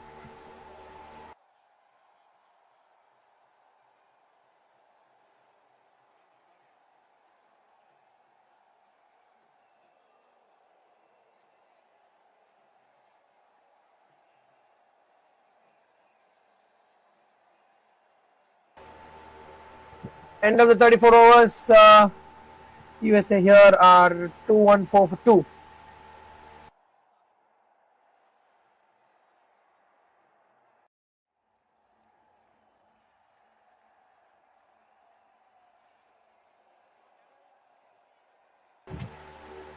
So with that boundary of the final ball of the previous over, taking them to 2-1-8 for 2. USA here need 25 runs of the last 11 overs. With 11 overs to go, I think they would look to complete it as soon as they can, and more importantly, have a win it pretty comfortably. I mean, as a batting side, you would be very, very happy indeed to get it pretty simple to win.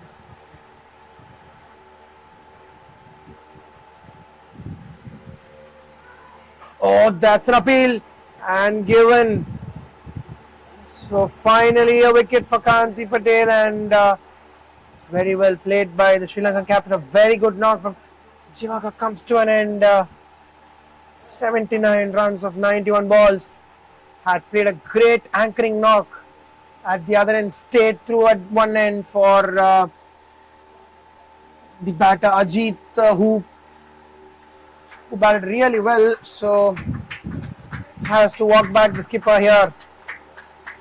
Jivaka for 79 at the end of 34.1 overs. Sri Lanka sitting comfortable at 218 for 3, 218 for 3, with just 25 runs required of the last 65 balls.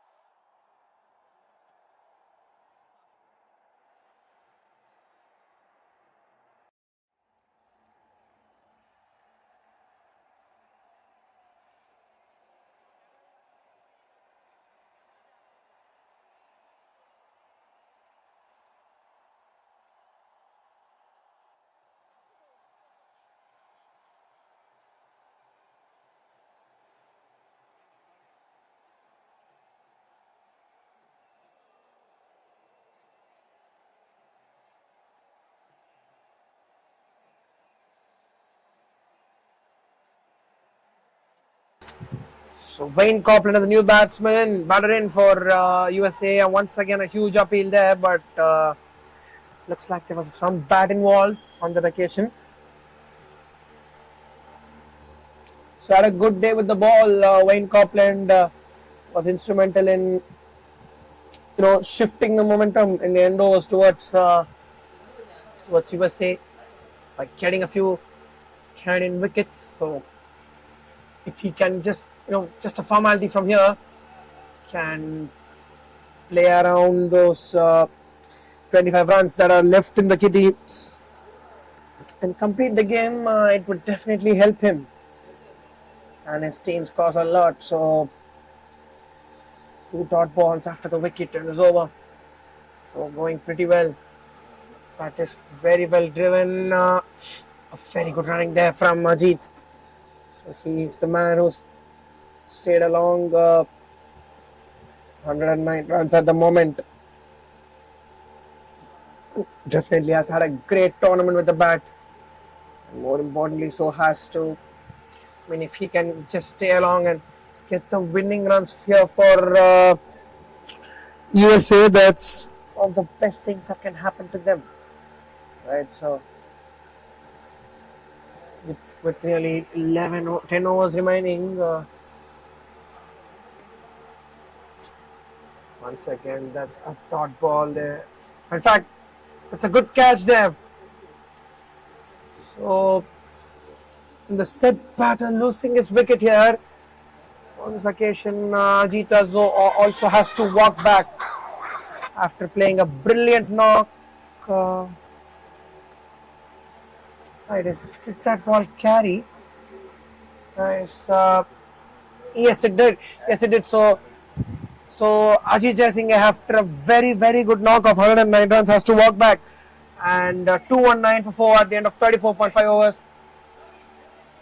Put put the USA under at the brilliant position here and has to walk back for a very good 100. Ajit.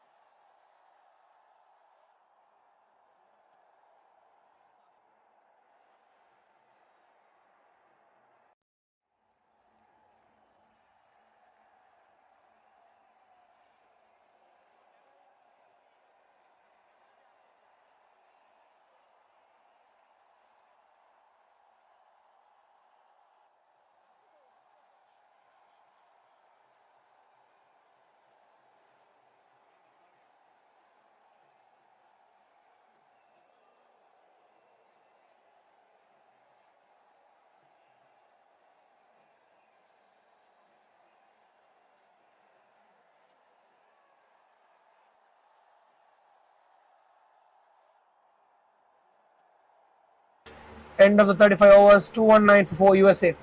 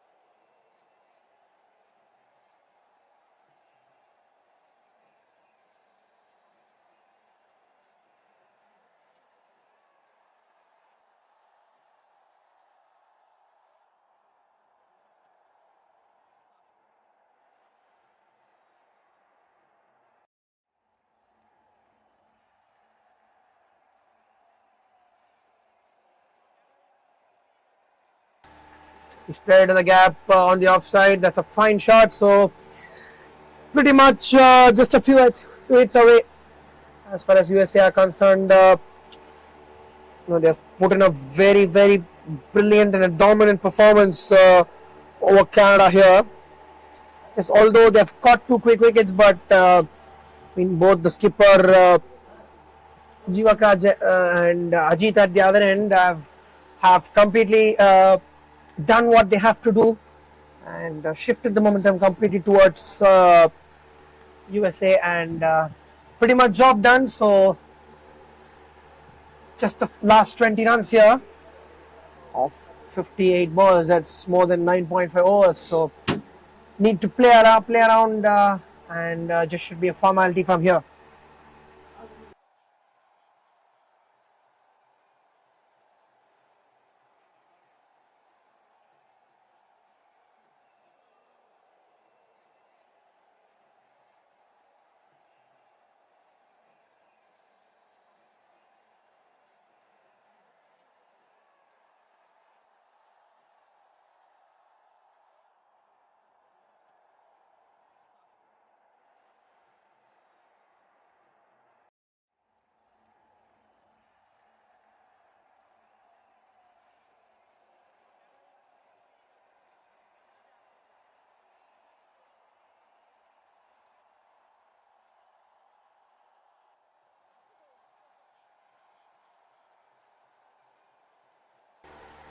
So a boundary of this over, and so last ball coming in of the 36th over here. And, pretty much will play along and have had a brilliant day both on the field because towards the back end got a lot of wickets. Did USA desperately reduce the run rate there? That's the end of the 36th over. 2-4 for 4 and just 19 runs from here to get for USA.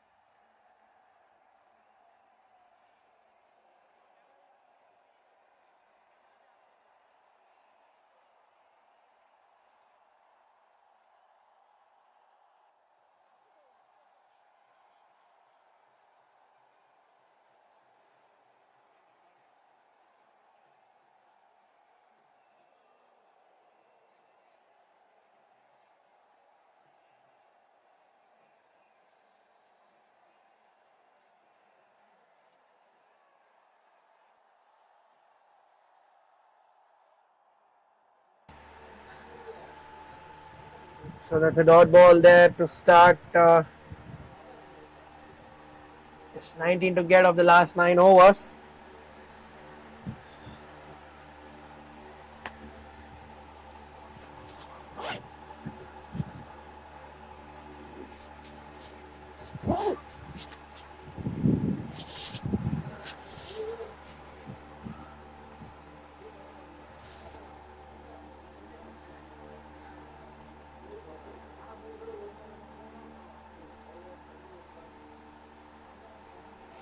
That's cut well. What a good stop, but just couldn't collect the ball. The bowler there might have been a close opportunity if they could get one there. So 18 runs of the 51 balls next that remain.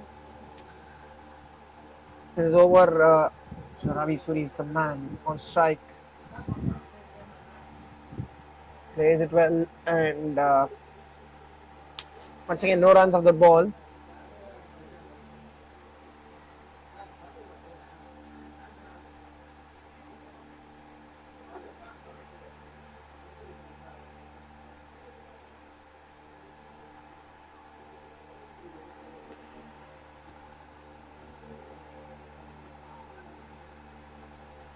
Oh, that's very good bowling there.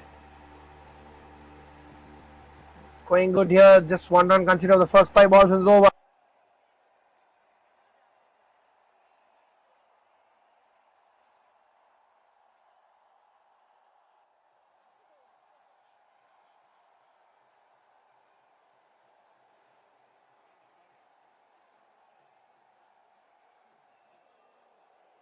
That's the end of the 37 over mark, and the USA are 2-2-5 for 4. And just 18 runs to get from here.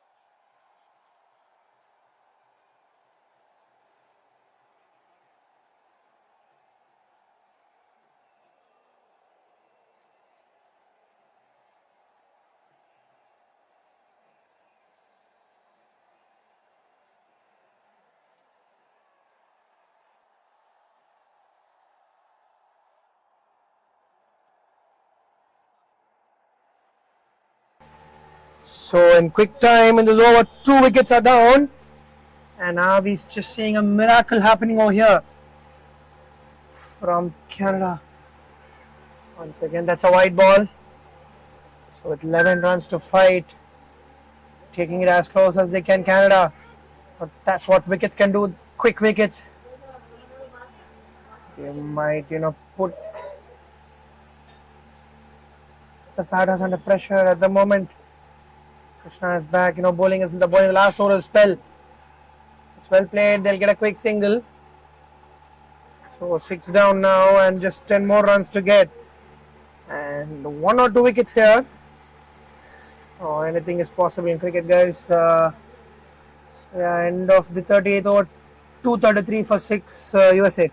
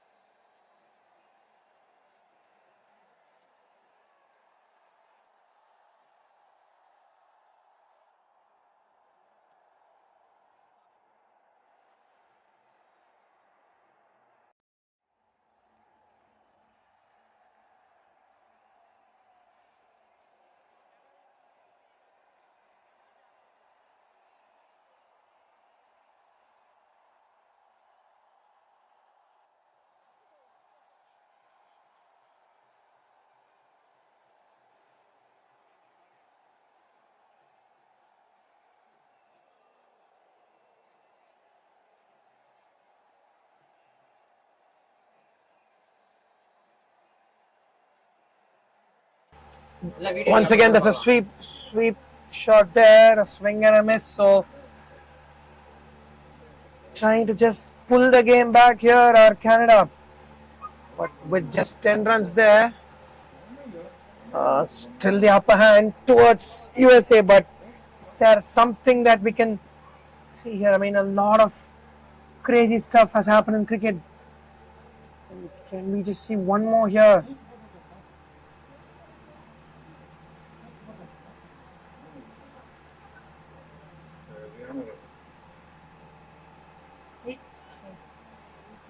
That's a quick single there, just a single, and 9 more runs to get, and 3 quick wickets to drag the game back.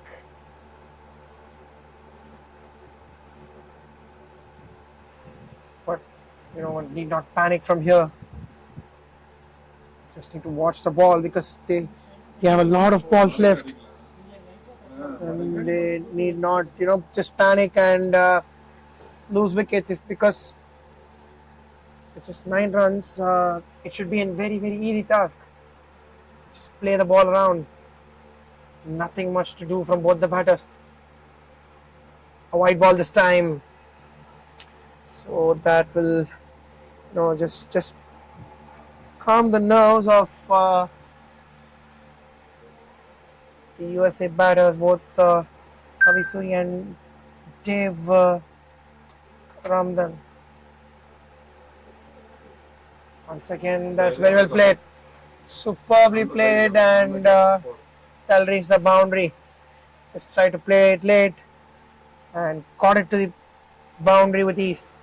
Good shot under pressure from Ravi Suri, so that makes the equation more simpler.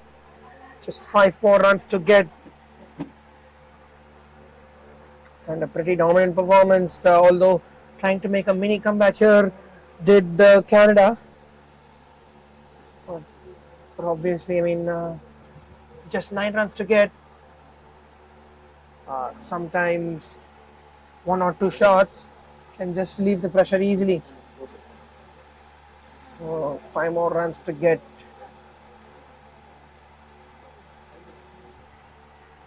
Just a single once again. They might push for the second run here. No, indeed, declined there.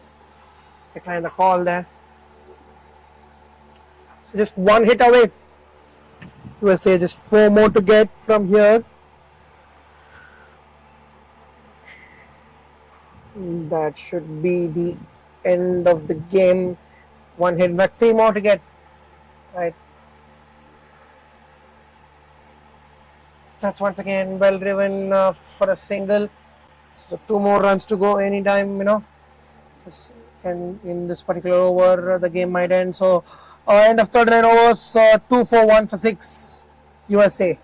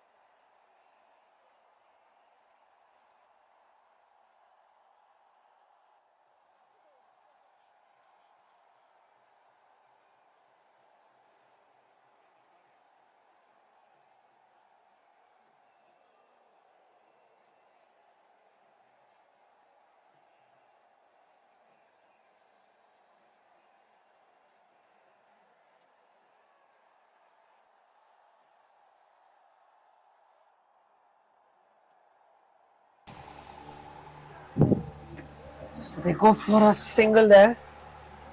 And as things stand, 2 runs to get.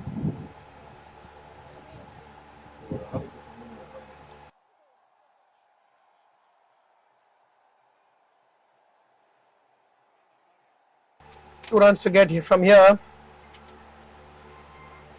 And that is set the game. Once again, very well defended. So not letting the batters finish the game as quick as they want. Keeping it as tight as he can. Arun Taplu is on with the ball. To goal, which might be the last over of today's match. Just a quick single there. And they're pushing for the second run there. A throw to the bowler's end, but that will be the game. A pretty good game of cricket that we have witnessed here. So that's the win there for the USA. Very well played. From the initial time, there was a good start by Canada with the bat, but then in the middle overs, pretty well bowled by the bowlers, and restricting them to a pretty decent total, 232, and from there 233 to get. Batter, I mean, definitely Ajit Jaisingh, as we can see on the screen, 109 runs of 87 deliveries, which consists of 3 sixes and 11 fours. And in fact, with the ball, he got 1 for 23 of his 6 overs. So he'll definitely, be a man to watch out for. And most importantly, has had a great game. And skipper at the other end also batted really well to ensure that he got 70 odd runs with the bat, and played a captain's knock to ensure that Sri Lanka, in fact, USA here are won by 4 wickets, and pretty much close to 4 overs to spare. And indeed, been a great game by USA. Both the batters initially batted really well. Yes, 41 for 2. They've pushed at one stage, but from there on, a great partnership, close to 180 run partnership, took USA to a comfortable win, pretty comfortable. Yes, tried to make a mini comeback towards the very end by picking up 3 quick wickets, but that never really, put the pressure on the USA side. So a pretty comfortable win for USA, courtesy uh, Ajit and the skipper himself. So both of the batters perfect and have had we witnessed a great game of cricket here. So as we can see on our screen, USA have beaten Canada by 4 wickets, and USA have won the match by 4 wickets comfortably. Thank you very much, guys. It was a pleasure covering the match. Thank you to all our viewers. This is Rohit signing off. Thank you very much.